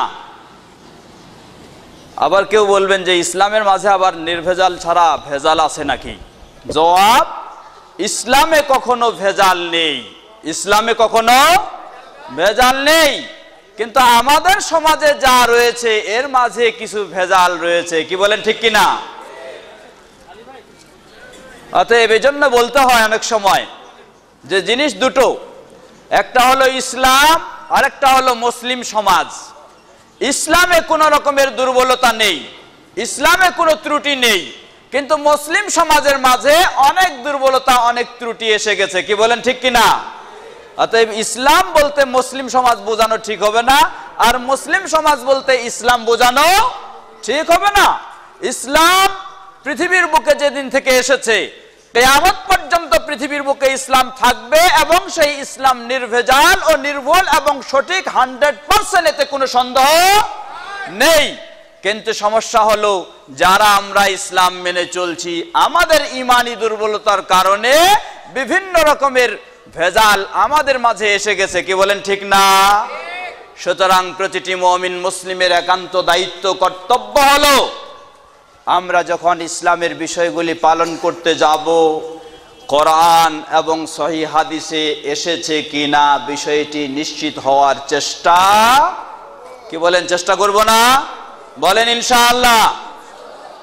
আসুন, আমি বর্তমান পরিবেশ পরিস্থিতির তো কঠিন অবস্থা, কারণ রাসূল সাল্লাল্লাহু আলাইহি সাল্লাম বললেন যে শেষ যুগে এমন কিছু মিথ্যুক ব্যক্তির আগমন ঘটবে, দাজ্জালের আগমন ঘটবে, যারা তোমাদের কাছে এমন এমন হাদিস নিয়ে আসবে, শোনাবে, প্রকৃতপক্ষে তোমরা তোমাদের জীবনে কোনোদিন সেই হাদিস শোনো নাই। তোমাদের বাপ দাদা পূর্বপুরুষ সেই মুসলিম যারা অতীত হয়ে গেছেন তারাও এই ধরনের হাদিস শুনেনি। সুতরাং তোমরা এমন মিথ্যুকদের থেকে সতর্ক থাকো এবং তাদের বিষয়গুলি গ্রহণ করা থেকেও সতর্ক থাকো, যাতে তারা তোমাদেরকে পথভ্রষ্ট করতে না পারে। এটা হলো এই শেষ সময়ের কথা। সাহাবায়ে কেরামদের মাঝে তারা কতটুকু হাদিস গ্রহণের ক্ষেত্রে সতর্কতা অবলম্বন করতেন তার কয়েকটি আমি সহিহ মুসলিম, সহিহ বুখারী থেকে কিছু উপমা স্বরূপ আপনাদের সামনে উপস্থাপন করেই আমার বক্তব্য দীর্ঘ করব না, শেষ করব ইনশাআল্লাহ। অনুরোধ জানাবো সকলকে একটু ভালো করে বোঝার চেষ্টা করবেন। আমিরুল মুমিনিন ওমর ফারুক, আমিরুল মুমিনিন ওমর ফারুক চেনেন তো সবাই? চেনেন না আপনারা? দেখেছেন তো সবাই? কেউ দেখেন নাই? তবে ইনশাআল্লাহ আল্লাহ যদি কবুল করেন জান্নাতে দেখব। বলেন ইনশাআল্লাহ। দুনিয়াতে দেখতে না পারলেও জান্নাতে ইনশাআল্লাহ দেখব। তবে তার মতো ইমানদার হতে হবে, তাহলে দেখার সুযোগ থাকতে পারে। আর যদি শুধু নাম বলে অনেক প্রশংসা করি, অনেক গুণগান বর্ণনা করি, তার মতো হওয়ার চেষ্টা না করি, তাহলে কিন্তু দেখার আশা করলেও দেখার সুযোগ হতে পারে না। আল্লাহ আমাদেরকে তার মতোই ইমানদার হওয়ার তৌফিক দান করুন, বলুন আল্লাহুম্মা আমিন। এখন তার মতো ইমানদার হতে হলে আপনাকে কি করতে হবে? একটা হাদিস বলে আমি একটু বোঝানোর চেষ্টা করব। হাদিসটি প্রসিদ্ধ সাহাবী আবু সাঈদ খুদরি রাদিয়াল্লাহু আনহু বর্ণনা করছেন, আবু মুসা আশআরী রাদিয়াল্লাহু তাআলা আনহু বর্ণনা করছেন। হাদিসটি সহিহ বুখারীতেও এসেছে, হাদিসটি সহিহ মুসলিমেও এসেছে। সহিহ মুসলিমের বিশেষ করে ইমাম মুসলিম রাহিমাহুল্লাহ সহিহ মুসলিমের প্রথমের দিকেও এই হাদিসটি নিয়ে এসেছেন। আবার ইমাম মুসলিম রাহিমাহুল্লাহ সহিহ মুসলিমের 2153 নম্বর এবং 54 নম্বর কয়েকটি বর্ণনায় সেই হাদিসটিকে নিয়ে এসেছেন। সাহাবী আবু মুসা আশআরী রাদিয়াল্লাহু তাআলা আনহু তিনি বলছেন, একদিন আমি আমিরুল মুমিনিন ওমর রাদিয়াল্লাহু আনহুর কাছে কিছু প্রয়োজনে গেলাম। ইসলামের নিয়ম হলো কেউ কারো কাছে যদি কোনো প্রয়োজনে যায়, সাক্ষাৎ হলেই সর্বপ্রথম সেলুট দিতে হয়। কি বলেন? ঠিক? আমার জবাব দিবেন ঠিক না ভুল? সেলুট দেওয়া ইসলামের নিয়ম। কি করতে হয়? আদাব দিতে হয় নাকি? হ্যাঁ, দেখার সাথে সাথে একজন মুসলিম আরেকজন মুসলিমকে দিবে আসসালামু আলাইকুম। এই সালাম অনেক সময় আমরা বাড়ি ঘরে প্রবেশ করার সময় দিতে চাই না, দিই কখন? অন্যের বাড়িতে গেলে দিই, নিজের বাড়িতে আবার দিই না। রাসূল সাল্লাল্লাহু আলাইহি ওয়াসাল্লাম বললেন, যখন তুমি তোমার বাড়িতে প্রবেশ করবে বিসমিল্লাহ বলে প্রবেশ করবে এবং তোমার বাড়ির সদস্যদেরকে সালাম জানাবে, ফায়াকুনু বারাকাতান লাহুম, তাহলে এই সালামটা তোমার পরিবারের সকল সদস্যদের জন্য বরকত স্বরূপ হবে। বলুন সুবহানাল্লাহ। কিন্তু আমরা এত চালাক মানুষ, মানুষের বাড়িতে গেলে সালাম দিই কিন্তু নিজের বাড়িতে গেলে সালাম দিই না। কি বলেন, ঠিক কিনা? মানে মানুষের সদস্যদেরকে বরকতময় করতে চাই, নিজের পরিবারের সদস্যদেরকে বরকতময় করতে চাই না। এটা ভুল, বোকামি। বরং নিজেদেরকে আরো বেশি বেশি সালাম দিয়ে তাদেরকে বরকতময় করা উচিত। তো নিয়ম হলো ইসলামের, কেউ যদি কারো বাড়িতে যায় সালাম দেওয়ার মাধ্যমে অনুমতি চাইবে। আবু মুসা আশআরী রাদিয়াল্লাহু আনহু তিনি গেলেন আমিরুল মুমিনিনের কাছে, সালাম দিয়ে অনুমতি চাইলেন। একবার সালাম দিলেন, কোনো জবাব পেলেন না। দ্বিতীয়বার আবার সালাম দিলেন বাইরে থেকে, কোনো জবাব পেলেন না। তৃতীয়বার আবার সালাম দিলেন। কয়বার সালাম দিলেন? 3 বার, কোনো জবাব তৃতীয়বার সালাম দিয়েও কোনো জবাব পেলেন না। আবু মুসা আশআরী রাদিয়াল্লাহু আনহু, হাদিসটি সহিহ বুখারী এবং মুসলিমের, কোনো বানাওটি কিসসা কাহিনী নয়।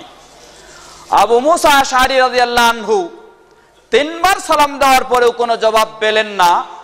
তখন তিনি ফিরে চলে আসলেন। যখনই ফিরে চলে আসছেন, পিছন দিক থেকে ঘর থেকে বের হলেন আমিরুল মুমিনিন ওমর রাদিয়াল্লাহু আনহু। বের হয়ে ডাকে বললেন, এই আবু মুসা, শোনো শোনো। বললেন, জি বলুন। বললেন, তুমি কেন চলে যাচ্ছ? আবু মুসা আশআরী রাদিয়াল্লাহু আনহু বললেন, আমি চলে যাচ্ছি এজন্যই, আল্লাহর রাসূল সাল্লাল্লাহু আলাইহি সাল্লাম বলেছেন, কেউ যদি কারো কাছে অনুমতি চায় তাহলে একবার, দুইবার, কয়বার? তিনবার পর্যন্ত সালাম দিবে। তিনবার পর্যন্ত সালামের মাধ্যমে অনুমতি চাইবে। যদি কোনো জবাব না পায়, ফালইয়ারজি, সে যেন ফিরে চলে আসে। কথা বুঝেছেন? ইসলামের নিয়ম হলো, রাসূল সাল্লাল্লাহু আলাইহি সাল্লাম নির্দেশ দিয়েছেন, নিয়ম দিয়েছেন, কেউ যদি কারো ঘরে প্রবেশের জন্য অনুমতি চায়, বাইরে থেকে সালাম দেওয়ার মাধ্যমে অনুমতি চাইবে। একবার, দুইবার, তিনবার পর্যন্ত কোনো যদি জবাব না পায়, তিনি নির্দেশ দিয়েছেন তুমি ফিরে চলে আসো। হতে পারে তার এমন কোনো ব্যস্ততা রয়েছে, তোমার জবাব দেওয়ার মতো সুযোগ নেই, অথবা বাড়িতে নেই, বা অন্য কিছু, সুতরাং ফিরে চলে আসার নিয়ম। আবু মুসা আশআরী রাদিয়াল্লাহু আনহু ওমর রাদিয়াল্লাহু আনহুকে এই কথা শোনালেন। বললেন যে আল্লাহর রাসূল সাল্লাল্লাহু আলাইহি সাল্লাম বলেছেন যে তিনবার সালাম দিয়ে কোনো জবাব না পেলে তুমি ফিরে চলে আসো। সুতরাং আমি আপনার কাছে গেছি, তিনবার সালাম দিয়েছি, কোনো জবাব পাইনি, আমি এজন্য ফিরে চলে আসলাম। ওমর রাদিয়াল্লাহু আনহু রেগে গেলেন। বললেন, কি বলছো তুমি? আল্লাহর রাসূল সাল্লাল্লাহু আলাইহি সাল্লাম বলেছেন যে তিনবার সালাম দিয়ে জবাব না পেলে ফিরে আসতে হবে, এই ধরনের বলেছেন। আমিরুল মুমিনিন ওমর রাদিয়াল্লাহু আনহু খুব রেগে গেলেন। কেন রেগে গেলেন? রেগে যাওয়ার কারণ হলো এই হাদিসটি ওমর রাদিয়াল্লাহু আনহুর তখনও জানা ছিল না। তিনি রেগে গেলেন, বললেন যে তুমি আল্লাহর রাসূলের নাম দিয়ে বলছো আর আমি জানি না, তা হতে পারে না। তিনি বললেন, ওয়াল্লাহি লাউজিআন্নাকা আও লাউযিআন্না যাহরাকা ওয়া বাতনাকা আও লাতাতিয়ান্না বিশাহীদিন ইয়াশহাদু আলাইহি। আল্লাহর কসম করে বলছি, আমি আমিরুল মুমিনিন, তুমি অবশ্যই, হে আবু মুসা আশআরী, রাসূল সাল্লাল্লাহু আলাইহি সাল্লামের নাম দিয়ে তুমি যে কথা বলেছো, তোমাকে অবশ্যই এর সপক্ষে কোনো প্রমাণ, সাক্ষী উপস্থিত করতে হবে, না হলে আমি তোমার পিঠে বেত্রাঘাত করা ছেড়ব না। ওমর রাদিয়াল্লাহু আনহু কত কঠিন মানুষ সবাই আমরা জানি, কোনো ছাড় দিতে তিনি রাজি না। তিনি বললেন যে আল্লাহর কসম করে বলছি, তুমি আমাকে, তুমি যা বলেছো এর সপক্ষে প্রমাণ উপস্থিত করো যে রাসূল সাল্লাল্লাহু আলাইহি ওয়াসাল্লাম এটা বলেছেন, আরো কেউ শুনেছে এমন প্রমাণ দেখাও, না হলে তোমাকে আমি কি করব? শাস্তি দিব, ছাড়বো না। কারণ তুমি রাসূলের নামে বলেছো। কার নামে বলেছে? তাহলে দেখুন, রাসূল সাল্লাল্লাহু আলাইহি ওয়াসাল্লামের নাম দিয়ে স্বয়ং সাহাবায়ে কেরামগণ, যাদের ব্যাপারে কোনো ভুল ভ্রান্তি বা ত্রুটির আমরা কেউ আশা করতে পারি না, রাসূল সাল্লাল্লাহু আলাইহি ওয়াসাল্লামের ব্যাপারে সাহাবায়ে কেরামগণ কেউ নিজস্ব মন গড়া বানায় কিছু বলতে পারে না। এরপরেও ওমর রাদিয়াল্লাহু আনহু কত কঠোরতা অবলম্বন করলেন। বললেন যে তুমি রাসূল সাল্লাল্লাহু আলাইহি ওয়াসাল্লামের নাম দিয়ে চালায় দিবে আর আমি ছেড়ে দিব, তা কখনো হতে পারে না। অবশ্যই তুমি রাসূল সাল্লাল্লাহু আলাইহি ওয়াসাল্লামের কাছ থেকে আরো কেউ শুনেছে এই প্রমাণ আমার কাছে উপস্থিত করবে, না হলে তোমাকে আমি শাস্তি দেব। আবু মুসা আশআরী রাদিয়াল্লাহু আনহু একটু বিপদে পড়ে গেলেন যে আসলে আমি আল্লাহর রাসূল সাল্লাল্লাহু আলাইহি ওয়াসাল্লামের কাছ থেকে হাদিস শুনেছি, সেই অনুযায়ী আমি আমল করলাম, আর ওমর রাদিয়াল্লাহু আনহু আমাকে তো বিরাট বিপদে ফেলে দিলেন। আর ওমর রাদিয়াল্লাহু আনহুর কাছে যদি প্রমাণ না দেওয়া যায়, তিনি আমাকে শাস্তি না দিয়ে ছাড়বেন না। বললেন যে ঠিক আছে, আপনি আমাকে একটু, আমিরুল মুমিনিন, একটু আমাকে সুযোগ দিন, আমি আপনাকে প্রমাণ দেওয়ার চেষ্টা করছি। এই বলে তিনি বের হয়ে গেলেন।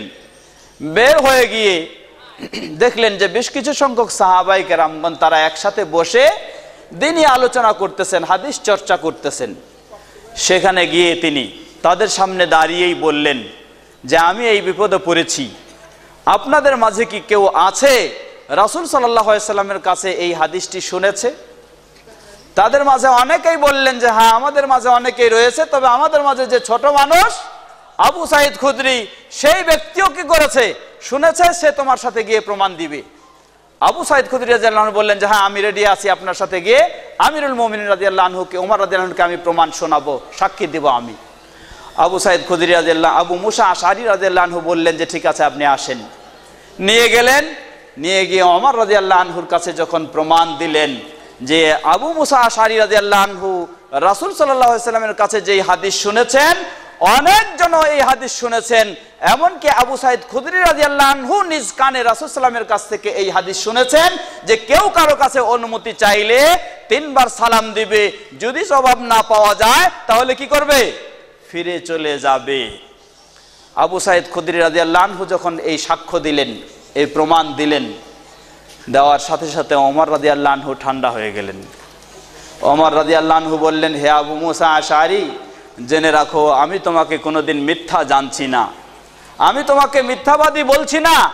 তুমি রাসূলের নামে কিছু বানায় বলেছ, অবাস্তব কিছু কথা বলেছ, এমন তোমাকে আমি মনে করছি না, কিন্তু আমি চাই রাসূল সাল্লাল্লাহু আলাইহি ওয়াসাল্লামের নাম দিয়ে কেউ বললে সেটা যেন আলোর মতো স্পষ্ট হয়, এর জন্য প্রমাণ অবশ্যই থাকে, না হলে সাহাবায়ে কেরামদের পরে অনেকজনই রাসূলের নাম দিয়ে অনেক কিছু বানানোর চেষ্টা করবে।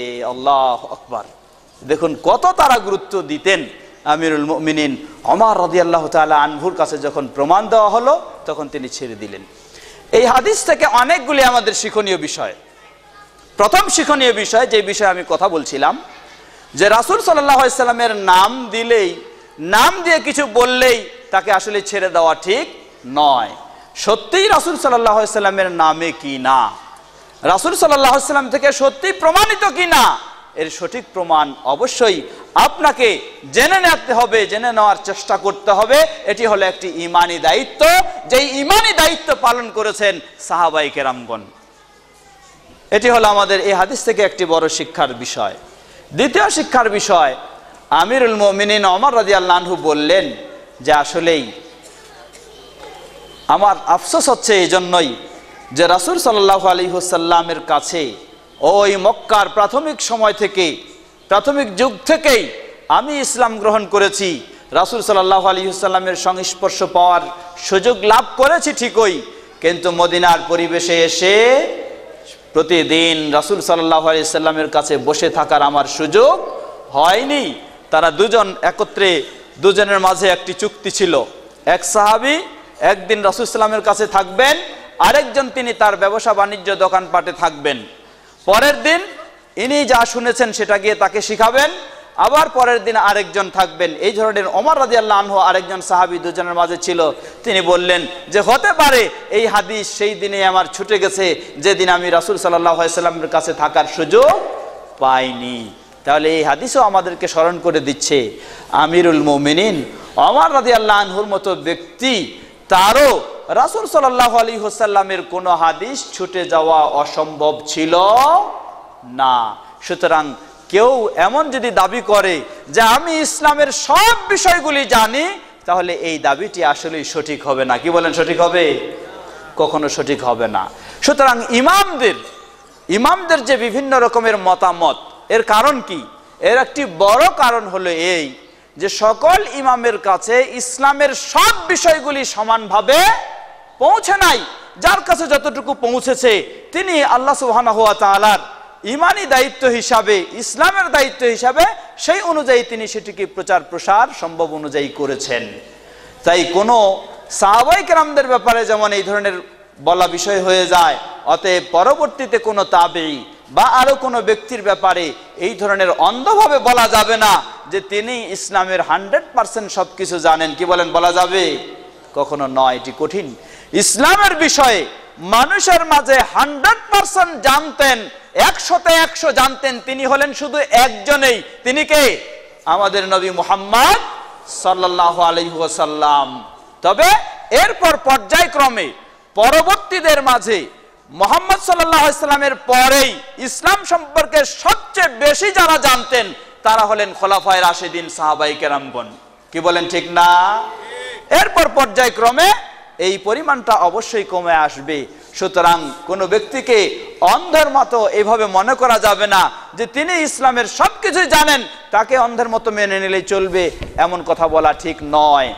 বরং উচিত আমাদের প্রতিটি মুমিন মুসলিমের, আপনি যেই পর্যায়ে হন না কেন, যেই সময়ে হন না কেন, আমিরুল মুমিনিন ওমর রাদিয়াল্লাহু আনহু যেমনই ভাবে এই ধরনের সত্যের অনুসন্ধান করেছেন, নির্ভেজাল বিষয়কে খুঁজে বেড়ার চেষ্টা করেছেন, একজন মুমিন মুসলিম হিসাবে আপনার আমারও দায়িত্ব হলো রাসূল সাল্লাল্লাহু আলাইহি সাল্লামের নাম দিয়ে চালায় দিলেই যথেষ্ট মনে করা উচিত নয়।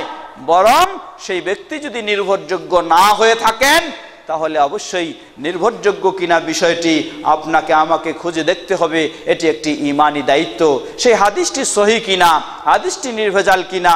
এজন্য ইমাম আবু হানিফা রাহিমাহুল্লাহ 1300 বছর আগেও তিনি ঘোষণা দিয়েছেন, যেটি ইকাদুল হিমামের 62 পৃষ্ঠায় সুন্দরভাবে নিয়ে এসেছেন। ইমাম আবু হানিফা রাহিমাহুল্লাহ বলেন, ইদা সাহহাল হাদিস ফাহুয়া মাযহাবি। জেনে রাখো, পৃথিবীর যেই প্রান্তে যেই সময় কোন হাদিস সহিহ বলেই যখন এই প্রমাণিত হবে, মানুষের কাছে পাওয়া যাবে, সেটাই হলো আমার মত ও পথ। আল্লাহু আকবার। ইমাম আবু হানিফা রাহিমাহুল্লাহ কত সুন্দর কথা বলেছেন। একই সুরে ইমাম শাফিঈ রাহিমাহুল্লাহ বলেছেন, সেই ইকাদুল হিমাম, সেই কিতাবের সেই গ্রন্থের 107 পৃষ্ঠায় লেখক তিনিও নিয়ে আসছেন ইমাম শাফিঈ রাহিমাহুল্লাহ, তিনিও একইভাবে বলেছেন, ইযা সাহহাল হাদিস ফাহুয়া মাযহাবি। যখন এই কোনো হাদিস বিশুদ্ধ বলে প্রমাণিত হবে, সহিহ বলে প্রমাণিত হবে, সেটি যার কাছেই থাকুক, যেখানেই থাকুক না কেন, এবং যার পক্ষ থেকেই হোক না কেন, সেটি লক্ষণীয় নয়। লক্ষণীয় হলো হাদিসটি বিশুদ্ধ কিনা। যখন এই হাদিসটি বিশুদ্ধ হবে, হাদিসটি সহিহ বলে প্রমাণিত হবে, সেখানে বলার সুযোগ নেই যে এটি আমার মতে নাই, আমার পথে নাই, বা আমার ইমামের নাই, এই বলার কখনো সুযোগ নেই। বরং প্রতিটি মুমিন মুসলিমকে মাথা পেতে মেনে নিতে হবে, যদি আমরা প্রকৃত ঈমানদার হতে চাই। কারণ আল্লাহর রাসূল সাল্লাল্লাহু আলাইহি ওয়াসাল্লামের এই সিদ্ধান্তকে নিশ্চিত হওয়ার সাথে সাথে আপনাকে, যদি আপনি নিশ্চিত হন যেটা রাসূলের হাদিস, আর দেরি করার সুযোগ নেই, আপনাকে মাথা পেতে মেনে নিতে হবে। যদি মেনে নিতে না পারি, তাহলে আমার পক্ষে ঈমানদার হওয়াটাই কঠিন হয়ে যাবে। কি বলেন, ঠিক না? কারণ আল্লাহ সুবহানাহু ওয়া তাআলা কত কঠিন ভাবে বলছেন। এই আয়াতটি অনেক সময় স্মরণ করে দিই আমি। সূরা নিসা 65 নম্বর আয়াতে আল্লাহ বলছেন, ফালা ওয়া রাব্বিকা লা ইউমিনুন حتى يحكموك فيما شجر بينهم ثم لا يجدوا في أنفسهم حرجا مما قضيت ويسلموا تسليما। আল্লাহ সুবহানাহু ওয়া তাআলা সূরা নিসা 65 নম্বর আয়াত, কত নম্বর আয়াত? সুন্দরভাবে বলছেন। আল্লাহ বলছেন, ফালা ওয়া রাব্বিকা লা ইউমিনুন, তোমার রবের কসম করে বলছি, তারা ঈমানদার হতে পারে হাত্তা ইউহাক্কিমুকা ফীমা শাজারা বাইনাহুম, যতক্ষণ না তাদের মাঝে যেই পরস্পরের দ্বন্দ্ব রয়েছে। আজকে দ্বন্দ্ব অস্বাভাবিক নয়, স্বাভাবিক হয়ে গেছে। কিছু মতামতের গরমিল দেখা দিচ্ছে, দিবেই, এটাই স্বাভাবিক, অবাস্তব নয়। রাসূল সাল্লাল্লাহু আলাইহি ওয়াসাল্লাম এই সংবাদও দিয়েছেন। সুতরাং এই মতামতের বিষয়গুলির সমাধান কোনো ব্যক্তির মাধ্যমে নয়, কোনো ইমাম সাহেবের মাধ্যমে নয়, কোনো ওলিয়া উলিয়ার মাধ্যমেও নয়, কোনো পীর মুর্শিদের মাধ্যমেও নয়, কোনো গাউস কুতুবের মাধ্যমেও নয়। এই দ্বন্দ্বের সমাধান নিতে হবে আমাদেরকে, যাকে আল্লাহ সুবহানাহু ওয়া তাআলা প্রেরণ করেছেন এই ইসলাম প্রচার প্রসারের জন্য, একমাত্র দায়িত্ব দিয়ে, তিনি হলেন আমাদের নবী মুহাম্মদ সাল্লাল্লাহু আলাইহি ওয়াসাল্লাম। সুতরাং আমাদের পারস্পরিক দ্বন্দ্বগুলির সমাধান মেনে নিতে হবে কার মাধ্যমে? রাসূল মুহাম্মদ সাল্লাল্লাহু আলাইহি ওয়াসাল্লামের মাধ্যমে। রাসূল সাল্লাল্লাহু আলাইহি ওয়াসাল্লামের সিদ্ধান্ত আমরা যখনই জেনে নেব, আমাদের শুধু একটু অপেক্ষা করতে হবে যে আসলেই রাসূল সাল্লাল্লাহু আলাইহি ওয়াসাল্লাম এটা বলেছেন বা এটা করেছেন, এটা বিশুদ্ধভাবে প্রমাণিত কিনা, এটা সহিহ কিনা, এই অপেক্ষাটাকে শুধু করব। যখনই আমরা পেয়ে যাব যে এটা সহিহ, এটা বিশুদ্ধ, তখন আর কোনো চিন্তা করার সুযোগ নাই। আমার পক্ষে না বিপক্ষে তা কোনো দেখার আর সুযোগ নেই। আমার পক্ষে হলেও আমাকে গ্রহণ করতে হবে, আর বিপক্ষে হলেও গ্রহণ করতে হবে, ছাড়ার কোনো সুযোগ নেই। কি বলেন, ঠিক না? সুতরাং আল্লাহ সুবহানাহু ওয়া তাআলা বলছেন, ফালা ওয়া রাব্বিকা লা ইউমিনুন, তোমার রবের কসম করে বলছি তারা ঈমানদার হতে পারে না যতক্ষণ না তারা তাদের মাঝে পারস্পরিক দ্বন্দ্বের সমাধানগুলি তোমার সিদ্ধান্তের মাধ্যমে মেনে নিতে পারে, ততক্ষণ পর্যন্ত ঈমানদার হতে পারে না। সিদ্ধান্ত মেনে নেওয়া দুই ধরনের হয়। এক সিদ্ধান্ত মেনে নেওয়া হলো মুখোমুখি সিদ্ধান্ত মেনে নেওয়া। এখানে একটা সিদ্ধান্তের মাজলিস বসেছে, এখানে যদি আমি না বলি তাহলে খুব খারাপ দেখা যায়, তাই বাধ্য হয়ে কি বলি? বাধ্য হয়ে বলি যে হ্যাঁ মেনে নিলাম। কিন্তু যখন এখান থেকে বাসায় চলে যাব তখন আবার কি বলবো? তখন বলবো যে না, ওখানে বলার দরকার ছিল তাই হ্যাঁ বলছিলাম, আসলে আমি এটাকে মানি না। এই ধরনের অনেক সময় সিদ্ধান্ত মেনে নেয়। আল্লাহ সুবহানাহু ওয়া তাআলা বলছেন না, এই ধরনের সিদ্ধান্ত মেনে নিলেও চলবে না, বরং আল্লাহ রাব্বুল আলামিন বলছেন সুম্মা লা ইয়াজিদু ফি আনফুসিহিম হারাজাম মিম্মা কাদাইত, এমন ভাবে তারা রাসূল সাল্লাল্লাহু আলাইহি ওয়াসাল্লামের সিদ্ধান্তকে মেনে নিবে যে তাদের হৃদয়ে, তাদের অন্তরে, তাদের মনে কোন রকমের দ্বিধা সংকোচ ও খটকা পাবে না। নির্দ্বিধায় নিঃসংকোচে রাসূল সাল্লাল্লাহু আলাইহি ওয়াসাল্লামের সিদ্ধান্তকে তারা মেনে নেবে, মেনে নিতে হবে। কোন সংকোচ দ্বিধাদ্বন্দ্বের সুযোগ নাই। যদি দ্বিধাদ্বন্দ্ব সংকোচ থাকে তাহলে জেনে নিন এখন পর্যন্ত ঈমানদার হওয়া সম্ভব হয়নি। রাসূল সাল্লাল্লাহু আলাইহি ওয়াসাল্লামের সিদ্ধান্ত বিশুদ্ধভাবে সহিভাবে প্রমাণিত হলে আর কোনো কথা বলার সুযোগ নেই। ওয়ায়ুসাল্লিমু তাসলিমা, এবং তারা রাসূল সাল্লাল্লাহু আলাইহি ওয়াসাল্লামের সিদ্ধান্তের কাছে মাথা পেতে মেনে নিবে, আত্মসমর্পণ করবে। আমরা যেন রাসূল সাল্লাল্লাহু আলাইহি ওয়াসাল্লামের হাদিসগুলি যখনই আমাদের কাছে আসবে, রাসূল সাল্লাল্লাহু আলাইহি ওয়াসাল্লামের কোনো বিষয় যখনই আমাদের কাছে আসবে, বিষয়টি সহিহ বলে নিশ্চিত হলে আমরা যেন সেটিকে মেনে নিতে পারি। সেটি সালাতের ক্ষেত্রে হোক, সিয়ামের ক্ষেত্রে হোক, হজের ক্ষেত্রে হোক, যাকার ক্ষেত্রে হোক, মা বোনদের পর্দার ক্ষেত্রে হোক, বা ইসলামের যে কোনো বিষয়ের ক্ষেত্রে হোক না কেন, আমরা যেন সর্বাবস্থায় সর্বদিক থেকেই মেনে নিতে পারি। আল্লাহ সুবহানাহু ওয়া তাআলা আমাদেরকে এমনই মানসিকতা দান করুন, বলুন আল্লাহুম্মা আমিন। এজন্যই রাসূল সাল্লাল্লাহু আলাইহি ওয়াসাল্লাম কি বলেন? তিনি বলেন কুল্লু উম্মতি ইয়াদখুলুনাল জান্নাহ, আমার সকল উম্মতেরা জান্নাতে প্রবেশ করবে, বলেন সুবহানাল্লাহ। তবে একটু আবার কিছু শর্ত দিয়ে দিলেন, ইল্লা মান আবা, আমার ওই উম্মতেরা জান্নাতে প্রবেশ করতে পারবে না যারা অস্বীকৃতি জ্ঞাপন করেছে। কিলা ইয়া রাসূলুল্লাহি ওয়া মান ইয়াবা, জিজ্ঞাসা করা হলো হে আল্লাহর রাসূল সাল্লাল্লাহু আলাইহি সাল্লাম, কারা আবার আপনার অস্বীকৃতি জ্ঞাপন করেছে? তিনি স্পষ্ট করে দিলেন মান আতাআনি দাখালাল জান্নাহ, যে আমার পূর্ণ অনুসরণ করবে সেই জান্নাতে প্রবেশ করবে, বলুন সুবহানাল্লাহ।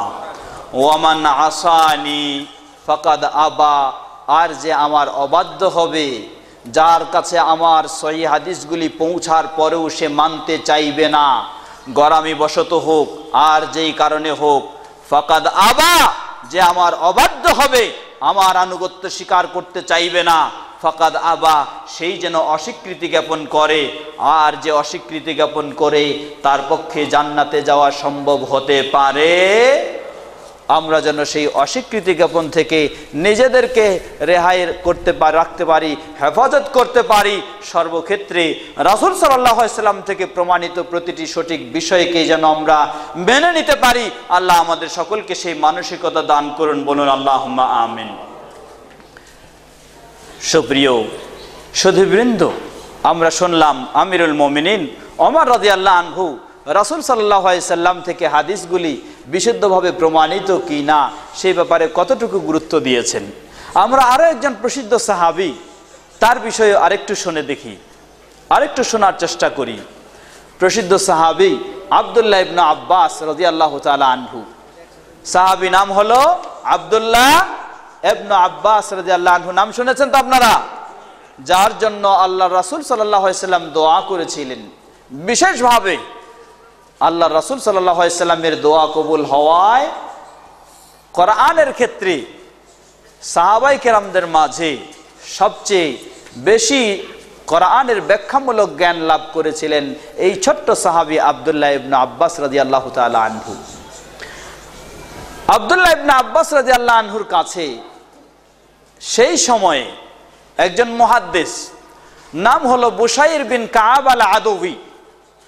এই বুশাইর বিন কাব একজন মুহাদ্দিস, তিনি হাদিস শোনান মানুষকে। তিনি সাহাবী আব্দুল্লাহ ইবনে আব্বাস রাদিয়াল্লাহু আনহুর কাছে আসলেন। আসে আব্দুল্লাহ ইবনে আব্বাস রাদিয়াল্লাহু আনহুকে কিছু হাদিস শোনাচ্ছেন। বললেন যে ক্বালা রাসূলুল্লাহ সাল্লাল্লাহু আলাইহি ওয়াসাল্লাম কাযা ওয়া কাযা, ক্বালা রাসূলুল্লাহ সাল্লাল্লাহু আলাইহি ওয়াসাল্লাম কাযা ওয়া কাযা, এইভাবে বলছেন যে রাসূল সাল্লাল্লাহু আলাইহি ওয়াসাল্লাম এই বলেছেন, রাসূল সাল্লাল্লাহু আলাইহি ওয়াসাল্লাম এই বলেছেন, এরকম হাদিস তার কাছে শোনাচ্ছেন। কিন্তু সাহাবী, সেই ব্যক্তি ছিলেন তাবেঈ, সাহাবী নয়, বুশাইর তাবেঈ। সাহাবী আব্দুল্লাহ ইবনে আব্বাস রাদিয়াল্লাহু আনহু, এই ঘটনাটি বানাওটি ঘটনা নয়, এটিও সহিহ মুসলিমে এসেছে। ইমাম মুসলিম রাহিমাহুল্লাহ সহিহ মুসলিমের মুকাদ্দমায় প্রথমের দিকে নিয়ে এসেছেন। সাহাবী আব্দুল্লাহ ইবনে আব্বাস রাদিয়াল্লাহু তাআলা আনহু সেই বুশাইর বিন কাব যে হাদিস শোনাচ্ছে তার দিকে সামান্য ভ্রুক্ষেপ করছেন না, কোনো তাকাচ্ছেন না, এবং তার কথাগুলি মনোযোগ সহকারে শুনছেন না। বুশাইর বিন কাব এখন আব্দুল্লাহ বিন আব্বাস রাদিয়াল্লাহু আনহুকে জিজ্ঞাসা করলেন, বললেন মালি আরাকা লা তুবালি, কি ব্যাপার, আপনার কাছে আমি রাসূল সাল্লাল্লাহু আলাইহি ওয়াসাল্লামের নাম দিয়ে হাদিস শোনাচ্ছি আর আপনি আমার হাদিসের দিকে কোনো গুরুত্ব দিচ্ছেন না, কারণটা কি, বিষয়টা কি? কারণ রাসূল সাল্লাল্লাহু আলাইহি ওয়াসাল্লামের নাম দিয়ে হাদিস শোনালে গুরুত্ব সহকারে শোনা দরকার, কি বলেন, ঠিক কিনা? কিন্তু সাহাবী আব্দুল্লাহ ইবনে আব্বাসকে তিনি হাদিস শোনাচ্ছেন, আর সাহাবী আব্দুল্লাহ ইবনে আব্বাস রাদিয়াল্লাহু আনহু সামান্যতম তার দিকে গুরুত্ব দিচ্ছেন না। জিজ্ঞাসা করলেন যে কি ব্যাপার, আপনাকে আমি রাসূলের হাদিস শোনাচ্ছি আর আপনি সামান্যতম গুরুত্ব দিচ্ছেন না। সাহাবী আব্দুল্লাহ ইবনে আব্বাস রাদিয়াল্লাহু তাআলা আনহু তিনি জবাব দিয়ে বলছেন, ইন্না কুন্না মাররাতান ইযা সামি'না রাজুলান ইয়াকুলু ক্বালা রাসূলুল্লাহ সাল্লাল্লাহু আলাইহি ওয়াসাল্লাম ইবতাজারাতহু আবসারুনা। সাহাবী আব্দুল্লাহ ইবনে আব্বাস রাদিয়াল্লাহু আনহু বলছেন, আসলেই এমন একটা সময় ছিল যেই সময়ে আমরা যদি খালি শুনতাম কোনো ব্যক্তি বলতেছে যে রাসূল সাল্লাল্লাহু আলাইহি ওয়াসাল্লাম বলেছেন, এই কথাটি যদি কোনো ব্যক্তি উচ্চারণ করতেন, এই কথাটা যার কাছ থেকে আমাদের কানে আসতো, ইবতাজারাতুহু আবসারুনা, আমাদের দৃষ্টি অন্যদিকে আর রাখতে পারতাম না, তার দিকে আমরা তাকিয়ে থাকতাম যে কিভাবে সে রাসূলের হাদিস বলতেছে, মনোযোগ সহকারে থেকে থাকতাম। এবং ওয়াসগাইনা ইলাইহি বিআযানিনা, এবং মনোযোগ সহকারে খুব গুরুত্ব দিয়ে কান দিয়ে আমরা তার কথাগুলিকে শুনতাম। সাহাবী আব্দুল্লাহ ইবনে আব্বাস বলছেন যে তুমি আমার সামনে হাদিস শোনাচ্ছ, তোমার দিকে আমি দৃষ্টিও দিচ্ছি না, তোমার কথা গুরুত্ব দিয়ে শুনছিও না, কেন, কারণটা কি? কারণটা হলো এমন এক সময় ছিল যেই সময়ে যদি কাউকে বলতে শুনতাম যে রাসূল সাল্লাল্লাহু আলাইহি ওয়াসাল্লাম বলেছেন, এই ধরনের কথা শুধু বলতেন, দ্রুত তার দিকে আমরা দৃষ্টি দিতাম এবং মনোযোগ সহকারে তার কথাগুলি আমরা শুনতাম।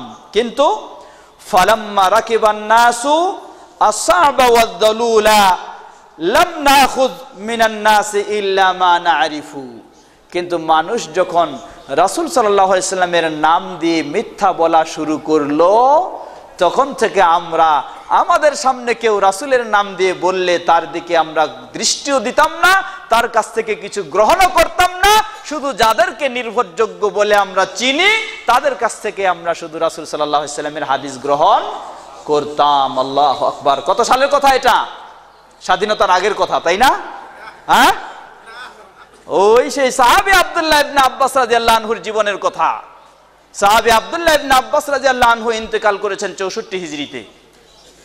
তাহলে সেই সময় তার জীবনে 64 হিজরির আগের কথা তিনি বলছেন যে আমরা এমন এক সময় ছিল, কেউ যদি খালি বলতো রাসূল সাল্লাল্লাহু আলাইহি ওয়াসাল্লাম বলেছেন, আর আমরা কিছু মনে করতাম না, তার দিকেই তাকাতাম, তাকিয়ে থাকতাম, গুরুত্ব সহকারে তার কথাগুলি আমরা শুনতাম।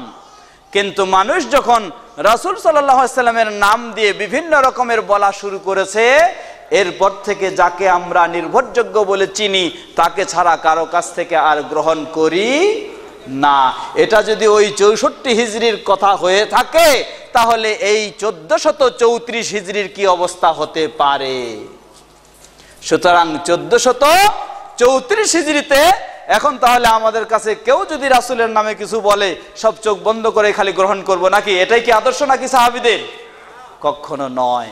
একজন মুমিন মুসলিম হিসাবে আমার দায়িত্ব, আমার কর্তব্য যে আসলেই রাসূল সাল্লাল্লাহু আলাইহি ওয়াসাল্লামের নাম দিয়ে যে কথা বলা হচ্ছে সেই কথাগুলি কি সত্য না মিথ্যা।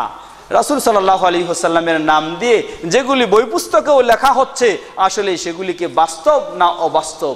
অনেক লেখকও কি করেন, ইদানিং কিছু চালাকিও শুরু করেছেন। অনেক লেখকও ইদানিং কিছু চালাকি শুরু করেছেন, আর অনেক বক্তাও কিছু চালাকি শুরু করেছেন। রাসূল সাল্লাল্লাহু আলাইহি ওয়াসাল্লামের নাম দিয়ে দেদারসে হাদিস বর্ণনা করতে শুরু করে আর বলেন কেতাবে আছে। আরে কেতাবে আছে, কোন কেতাবে আছে?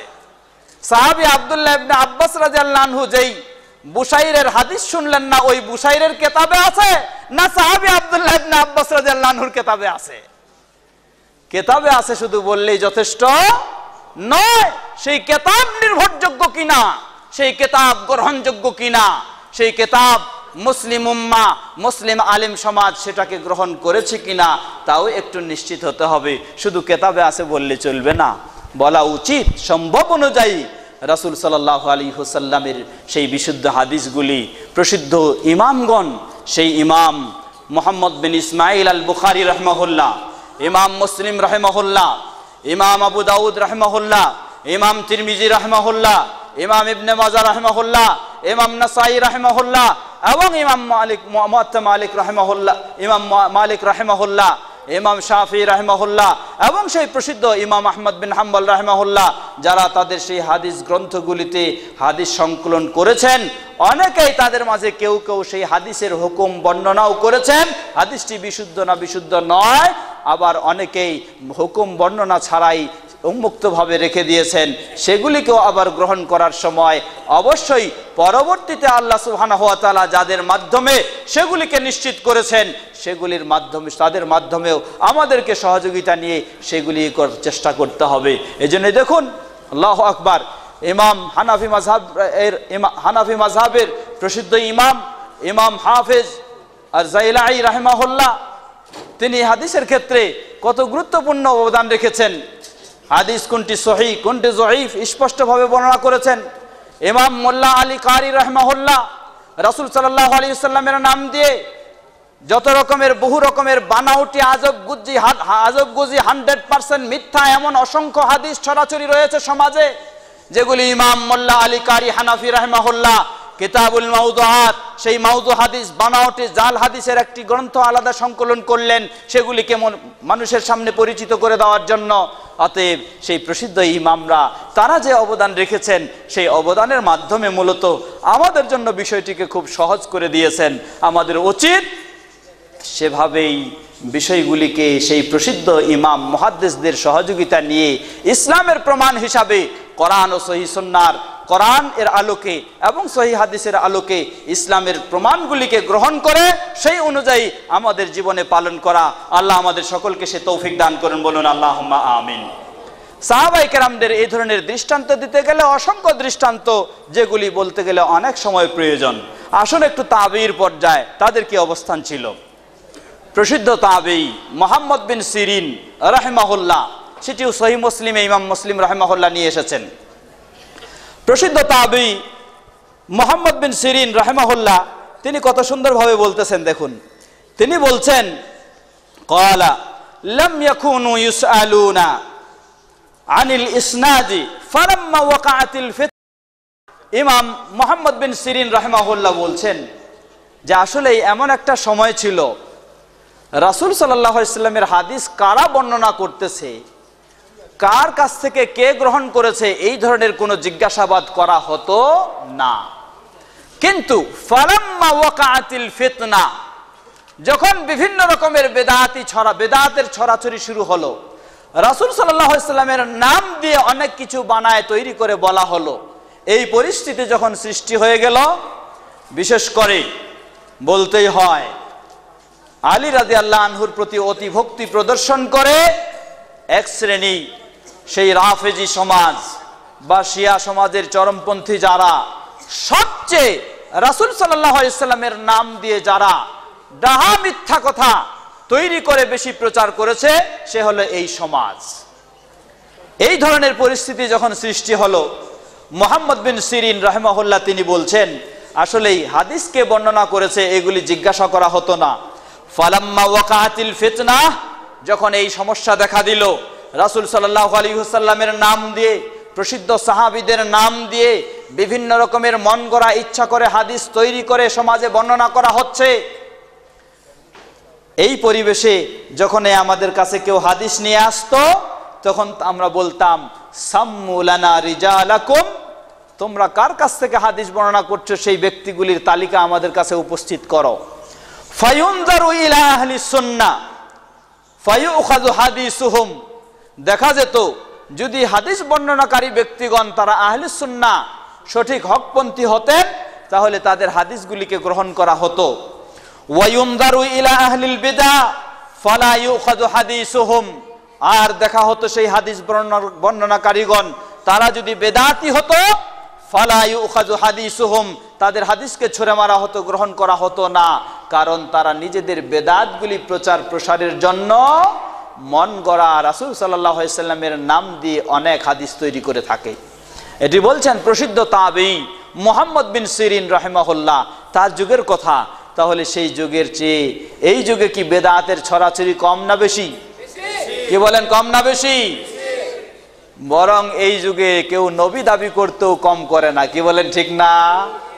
ওই তথাকথিত সেই কাদিয়ানি সমাজ, সত্য নবী না ভণ্ড নবী? সেই কাদিয়ানি মির্জা গোলাম আহমদ কাদিয়ানিকে প্রমাণিত করার জন্য তার সপক্ষে তারা দলিল প্রমাণ তৈরি করে নাই। সেই দলিল প্রমাণগুলি কি রাসূল সাল্লাল্লাহু আলাইহি ওয়াসাল্লামের দেওয়া ছিল? তাহলে কথা থেকে আসলো অবশ্যই তৈরি করে নিয়েছে তারা। এ ধরনের যত রকমের ভণ্ড নবী বলেন, আর সেই যত রকমের ভণ্ড রয়েছে, বহু রকমের নিজেদের সপক্ষে দলিল হিসাবে উপস্থাপন করার জন্য বহু রকমের অনেক কিছু তারা তৈরি করে নিয়েছেন। আপনার সামনে লিখিতভাবে উপস্থাপন করছে, আপনার সামনে মৌখিকভাবে উপস্থাপন করছে অনেক কিছু। সেইগুলির ক্ষেত্রে আপনি যদি বাঁচতে চান, আপনি যদি আযাব জাহান্নামের আযাব থেকে নিজেকে রক্ষা করতে চান, আপনি যদি জান্নাত পেতে চান, আপনি যদি সঠিক সুন্নাহ পেতে চান, তাহলে আপনাকেও ঘুমিয়ে থাকলে হবে না, অচেতন থাকলে হবে না, সচেতন হতে হবে, জাগ্রত হতে হবে। চোখ খুলে আপনাকে দেখতে হবে এই হাদিস বর্ণনা করেছে কে, এই হাদিস বর্ণনাকারী কি ভণ্ড না হাদিস বর্ণনাকারী সত্য ব্যক্তি। ওই খোলাফায়ে রাশেদিন যেমনই ভাবে করেছেন, সাহাবায়ে কেরামগণ যেমনই ভাবে সেই ভূমিকা রেখেছেন, প্রসিদ্ধ তাবেঈনগণ যেমনই ভাবে এই ভূমিকা রেখেছেন, আপনাকেও আমাকেও সেই ভূমিকা রাখতে হবে। তবে বলবেন যে আমি তো একজন সাধারণ মানুষ, অফিসে চাকরি বাকরি করি, এই হাদিসের সনদ বা হাদিসের বর্ণনাকারীগুলি নিয়ে গবেষণা করার মতো তো আমার এত সময় নেই, এত সুযোগ নেই, এত যোগ্যতা নেই, তাহলে আমি কি করব? জবাব, আপনি যেমন এই যুগের আপনি একজন সাধারণ মানুষ, ওই খোলাফায়ে রাশিদিনের সময়ও এরকম সাধারণ মানুষও ছিল যে একটাও হাদিস জানতো না। কি বলেন, ছিল না? ওই প্রসিদ্ধ তাবেঈদের যুগেও ছিল, ইমাম আবু হানিফা রাহিমাহুল্লাহর যুগেও এরকম মানুষ ছিল যার পক্ষে হাদিস নিয়ে জ্ঞান গবেষণা চর্চা করার সুযোগ ছিল না। তিনি হয়তো ব্যবসা বাণিজ্যে লিপ্ত ছিলেন, ইবাদত বন্দেগী করতেন, কিন্তু ইসলাম নিয়ে এত গভীর চিন্তা চর্চা করার তার সুযোগ ছিল না। তারা কি করেছিলেন? তারা যেই পন্থা অবলম্বন করেছেন, আপনাকেও সেই রকমই পন্থা অবলম্বন করতে হবে। তারা কি করেছিলেন? আল্লাহ সুবহানাহু ওয়া তাআলার নির্দেশে ফাসআলু আহলায যিকর ইন কুনতুম লা তা'লামুন, যদি তোমরা না জেনে থাকো, যারা কোরআন ও সহিহ সুন্নাহর ব্যাপারে সঠিকভাবে জানে তাদেরকে তোমরা জিজ্ঞাসা করে সঠিক বিষয়টি জেনে নাও। বড় দুঃখের বিষয় হলো, আফসোসের বিষয় হলো, একটি হাদিস বলতেই হয়। আমি যদিও বলছিলাম যে 11টা পর্যন্ত আমি শেষ করে দেই, নাকি না আরেকটা হাদিস বলে শেষ করব? আরেকটি গুরুত্বপূর্ণ হাদিস, এই হাদিসটি মনে রাখা দরকার। হাদিসটি সহিহ বুখারী সহ অনেক হাদিস গ্রন্থে সে হাদিসটি এসেছে। রাসূল সাল্লাল্লাহু আলাইহি ওয়াসাল্লাম বললেন, ইন্নাল্লাহা ইয়াকবিদুল ইলমা ওয়া লা ইয়ানতাজিউহু মিন ইবাদিহি ওয়ালাকিন ইয়াকবিদুল ইলমা বিকবদিল উলামা। আল্লাহ সুবহানাহু ওয়া তাআলা কোরআন এবং হাদিসের জ্ঞানকে, এই ইলমকে তুলে নেবেন। কিভাবে তুলে নেবেন? লা ইয়ানতাজিউহু ইনতিজাআন মিন ইবাদিহি, তার বান্দাদের কাছ থেকে ছিনিয়ে নেওয়ার মাধ্যমে কোরআন হাদিসের জ্ঞানকে তুলে নেবেন এমন নয়। ওয়ালাকিন ইয়াকবিদুল ইলমা বিকবজিল উলামা, বিজ্ঞ যারা সত্যিকারী হক্কানি আলেম তাদেরকে তুলে নেওয়ার মাধ্যমে কোরআন হাদিসের এই ইলমকে আল্লাহ সুবহানাহু ওয়া তাআলা তুলে নেবেন। বাস্তব দেখুন, ইমাম আবু হানিফা রাহিমাহুল্লাহর মতো আলেম আর আসার সম্ভাবনা আছে? কি বলেন আছে না? এই কায়েরটুলিতে আছে, এই জন্য বলছেন না আপনারা? কায়েরটুলি কেন, গোটা বিশ্বেও নাই। ইমাম শাফিঈর মতো আলেম আসার সম্ভাবনা আছে? ইমাম মালিক, ইমাম আহমদ বিন হাম্বল, ইমাম বুখারী, ইমাম মুসলিম, আবু দাউদ, তিরমিজি, নাসাই, ইবনে মাজাহ? না, সুযোগ খুব সম্ভাবনা খুবই কম। হতে পারে কোনো ব্যক্তি কোনো বড় আলেমের বিভিন্ন গবেষণা থাকতে পারে, কিন্তু তাদের দরজায় পৌঁছা, তাদের স্তরে পৌঁছা এত সহজ নয়। আল্লাহ সুবহানাহু ওয়া তাআলা তাহলে এই ইলমকে কিভাবে তুলে নেবেন? আল্লাহ রাসূল সাল্লাল্লাহু আলাইহি ওয়াসাল্লাম বলছেন, ওয়ালাকিন ইয়াকবিদুল ইলমা বিকবজিল উলামা, ওই বিজ্ঞ আলেমদেরকে তুলে নেওয়ার মাধ্যমে আল্লাহ সুবহানাহু ওয়া তাআলা পৃথিবী থেকে ইলমকে তুলে নেবেন। কিন্তু আলেম, বিজ্ঞ আলেমকে তুলে নিলেও মসজিদের মেম্বার তো কোনোদিন খালি থাকবে না। কি বলেন, খালি থাকবে নাকি? মুফতি সাহেবদের চেয়ার কি খালি থাকবে নাকি? চেয়ার অবশ্যই কোনো না কোনো মুফতি দিয়ে ভরবে। মসজিদের মেম্বারে বিজ্ঞ আলেম হারিয়ে গেলেও কোনো না কোনো আলেম গিয়ে সেখানে অবশ্যই দাঁড়াবে বা আমরা দাঁড় করে দিব। এজন্য এই রাসূল সাল্লাল্লাহু আলাইহি ওয়াসাল্লাম বলছেন, হাত্তা লাম ইউবকি আলিমা, এমন এক পরিস্থিতি এসে যাবে পৃথিবীর বুকে আল্লাহ সুবহানাহু ওয়া তাআলা কোনো বিজ্ঞ, খাঁটি, নির্ভেজাল, সত্য কোন আলেমকে বাকি রাখবেন না। তাহলে এই ধরনের আলেম যদি হারিয়ে যায়, মানুষ তো আর আলেম শূন্য হয়ে থাকবে না। তাদের বিবাহ পড়ার জন্য, তাদের নামাজ পড়ানোর জন্য, মসজিদে খুতবা দেওয়ার জন্য, ফতোয়া দেওয়ার জন্য বা ইত্যাদির জন্য কি করবে?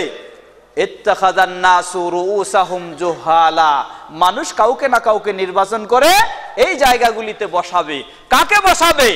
বিজ্ঞ আলেম যদি না থাকে তাহলে অজ্ঞ মানুষদেরকেই তো এখানে নিয়ে আসে বসানো হবে।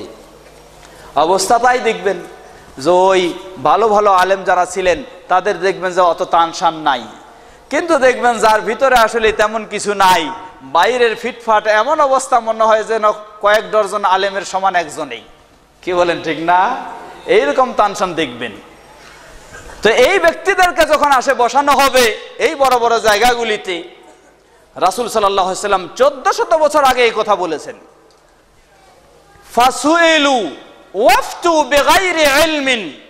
রাসূল সাল্লাল্লাহু আলাইহি ওয়াসাল্লাম বলছেন, যেহেতু মেম্বারে কাউকে দাঁড় করানো হবে, মুফতির চেয়ারে কাউকে দাঁড় করানো হবে, বসানো হবে, মানুষ তো তাদের সমস্যা নিয়ে তাদের কাছে আসবে, জিজ্ঞাসা করবেই। ফাসুইলু, তাদেরকে জিজ্ঞাসা করা হবে, ফাফতু বিগাইরি ইলমিন, আর তারা কি করবেন? ডিগ্রি তো অনেক, পিএইচডি ডিগ্রিও আছে, অনেক দাওরা হাদিসও আছে, টাইটেলও আছে, অনেক কিছু মাস্টার্সও আছে, অনেক ডিগ্রির হিসাব নাই। এত বড় আমি একজন ব্যক্তি হয়ে গেছি, আপনি আমাকে কিছু জিজ্ঞাসা করতে আসবেন, কিছু যদি জবাব না দেই তাহলে তো আমার প্রেস্টিজ হ্যাম্পার। কি বলেন, ঠিক না? বড় হুজুর হিসাবে আমাকে আর মনে করবেন না, বলবেন যে এই হুজুর কিছু জানে না। তাই কি করবে? ফাফতু বিগাইরি ইলমিন, ফলে তারা ফতোয়া দিতে শুরু করবে ইলম ছাড়া। তার কাছে কোরআনের সঠিক জ্ঞান নেই, হাদিসেরও সঠিক জ্ঞান নাই। হয়তো বলবে যে বুজুর্গ বলেছেন এই করতে হবে করো, বলেছেন যে কিতাবে আছে করতে হবে করো, ফতোয়াতে আছে করতে হবে করো, কারণ কোরআন হাদিসের সাথে তার তেমন একটা সম্পর্ক সুযোগ হয় নাই। তাই ইলম ছাড়া, জ্ঞান ছাড়া, কোরআন হাদিসের জ্ঞান ছাড়া ফতোয়া দিতে শুরু করবে। আল্লাহর রাসূল সাল্লাল্লাহু আলাইহি ওয়াসাল্লাম বলছেন, ফাযাল্লু ওয়া আযাল্লু, ফলে ওই আলেমরাও পথভ্রষ্ট হবে, গোটা সমাজকেও তারা পথভ্রষ্ট করবে। জোরে বলুন নাউজুবিল্লাহ। যদিও 100% সেই পরিবেশ এখন হয় নাই, তবু বলা যায় কিছু কিছু জায়গায় এরকমও হয়ে গেছে। কি বলেন, ঠিক না? অনেক নিজেরা চিন্তা করলে বুঝতে পারবেন, যখন ইমাম সাহেব বা মুফতি সাহেব বা খতিব সাহেব এমন ফতোয়া দিয়ে দেন যেই ফতোয়ার ভিত্তি কোরআন ও হাদিসের মাঝে কোনো খুঁজে পাওয়া যায় না, তাহলে বুঝে নিতে হবে এই ফতোয়া হলো সেই ফতোয়া যেই ফতোয়ার কথা 1400 বছর আগে রাসূল সাল্লাল্লাহু আলাইহি ওয়াসাল্লাম বলেছেন, যে যার কারণে নিজেও পথভ্রষ্ট হবে, মানুষকেও পথভ্রষ্ট করবে। সুতরাং প্রিয় ভাইয়েরা আমার, যদি আমরা হেদায়েতের উপর থাকতে চাই, ইমাম আবু হানিফা রাহিমাহুল্লাহ যে সুন্দর উপদেশ দিয়েছেন, তাহলে আমাদের করণীয় কর্তব্য কোরআন এবং সুন্নাহকে আঁকড়ে ধরতে হবে, আর হাদিসকে সহিহ হিসাবে আমাকে নিশ্চিত করে নিতে হবে। না হলে আমার সঠিক পথে বা সঠিক অবস্থান গ্রহণ করা আমার জন্য খুবই কঠিন হবে। আমি সর্বশেষ সেই এমনই আরো অনেক বক্তব্য ছিল সেই তাবিঈদের, সর্বশেষ আবারও আমি স্মরণ করে দিচ্ছি ইমাম আবু হানিফা রাহিমাহুল্লাহর সেই মূল্যবান কথা। তিনি বলেন, ইজা সহাল হাদিস ফাহুয়া মাযহাবি, জেনে রাখো যেখানেই তোমরা সহিহ হাদিস পাবে সেই সহিহ হাদিসটি হলো আমার মত ও পথ। সুতরাং আমাদেরও মত ও পথ যেন কোরআন এবং সহিহ হাদিস হয়, আমরা যেন সেভাবেই চলতে পারি। আল্লাহ আমাদের সকলকে সে তৌফিক দান করুন, বলুন আল্লাহুম্মা আমিন। আমাদের আলেম সমাজও যেন মুসলিম উম্মাকে, সাধারণ মানুষকে কোরআন ও সহিহ হাদিসের আলোকেই সঠিক পথ নির্দেশনা দিতে পারে। আল্লাহ রাব্বুল আলামিন আলেম সমাজকেও সেই তৌফিক দান করুন, বলুন আল্লাহুম্মা আমিন। আর কথা আমি দীর্ঘ করছি না, এখানে শেষ করতে যাচ্ছি। পরিশেষে আবারও আপনারা যারা সার্বিক সহযোগিতা দিয়ে, অর্থ দিয়ে, সময় দিয়ে, শ্রম দিয়ে এ ধরনের একটি মাহফিলের সুন্দর আয়োজন করার চেষ্টা করেছেন, আল্লাহ রাব্বুল আলামিন আপনাদের সকলকে জাযায়ে খায়ের দান করুন, বলুন আল্লাহুম্মা আমিন। বিশেষ করে বাসা বাড়িতে যারা রয়েছেন, অনেক বাসায় হয়তো অসুস্থ মানুষও রয়েছে, অনেক বাসায় ছোট বাচ্চাও রয়েছে, তারা সব কিছু মেনে নিয়ে ইসলামের খাতিরেই, ইসলামের উদ্দেশ্যেই তারা এই সুন্দর মাহফিল করার সুযোগ করে দিয়েছেন। আল্লাহ রাব্বুল আলামিন সেই বাসা বাড়িতে থাকা সকল ভাই বোন তাদেরকে আল্লাহ রাব্বুল আলামিন ইসলামের পথে তাদেরকেও চলার তৌফিক দান করুন, বলুন আল্লাহুম্মা আমিন। এবং তাদেরকেও জাযায়ে খায়ের দান করুন। বিশেষ করে যে ভাইয়েরা অক্লান্ত পরিশ্রম করে এই সার্বিক সমন্বয়ের ব্যবস্থা করেছেন, আল্লাহ রাব্বুল আলামিন তাদেরকেও জাযায়ে খায়ের দান করুন। আমরা যেন সকলেই ইসলামকে কোরআন ও সহিহ হাদিসের আলোকে জেনে মেনে চলতে পারি, আল্লাহ আমাদের সকলকে সে তৌফিক দান করুন। আমাদের মাঝে উপস্থিত অনুপস্থিত যারা অসুস্থ রয়েছেন তাদের সকলকে পরিপূর্ণ সুস্থতা দান করুন। আমাদের যে সমস্ত মুসলিম বাবা মা ভাই বোন বিদায় নিয়ে চলে গেছেন, আল্লাহ তাদের ভুল ত্রুটি ক্ষমা করে তাদেরকে জান্নাতুল ফেরদাউস নসিব করুন। আর আমরা যারা জীবিত রয়েছি, আমরা যেন ঈমানের উপর প্রতিষ্ঠিত থেকে ঈমানের সাথেই আমাদের বিদায় হয়, আল্লাহ আমাদের জন্য সেটি কবুল করে নিন। আমাদের কলিজার টুকরা সন্তানদেরকেও যেন সেই আলোকে গড়ে তুলতে পারি, আল্লাহ আমাদের সবাইকে সে তৌফিক দান করুন। সুবহানা রাব্বিকা রাব্বিল ইজ্জাতি আম্মা ইয়াসিফুন ওয়া সালামুন আলাল মুরসালিন ওয়ালহামদুলিল্লাহি রাব্বিল আলামিন। সুবহানাকা আল্লাহুম্মা ওয়া বিহামদিকা আশহাদু আল্লা ইলাহা ইল্লা আনতা ওয়া আস্তাগফিরুকা ওয়া আতুবু ইলাইক। আসসালামু আলাইকুম ওয়া রাহমাতুল্লাহি ওয়া বারাকাতুহু।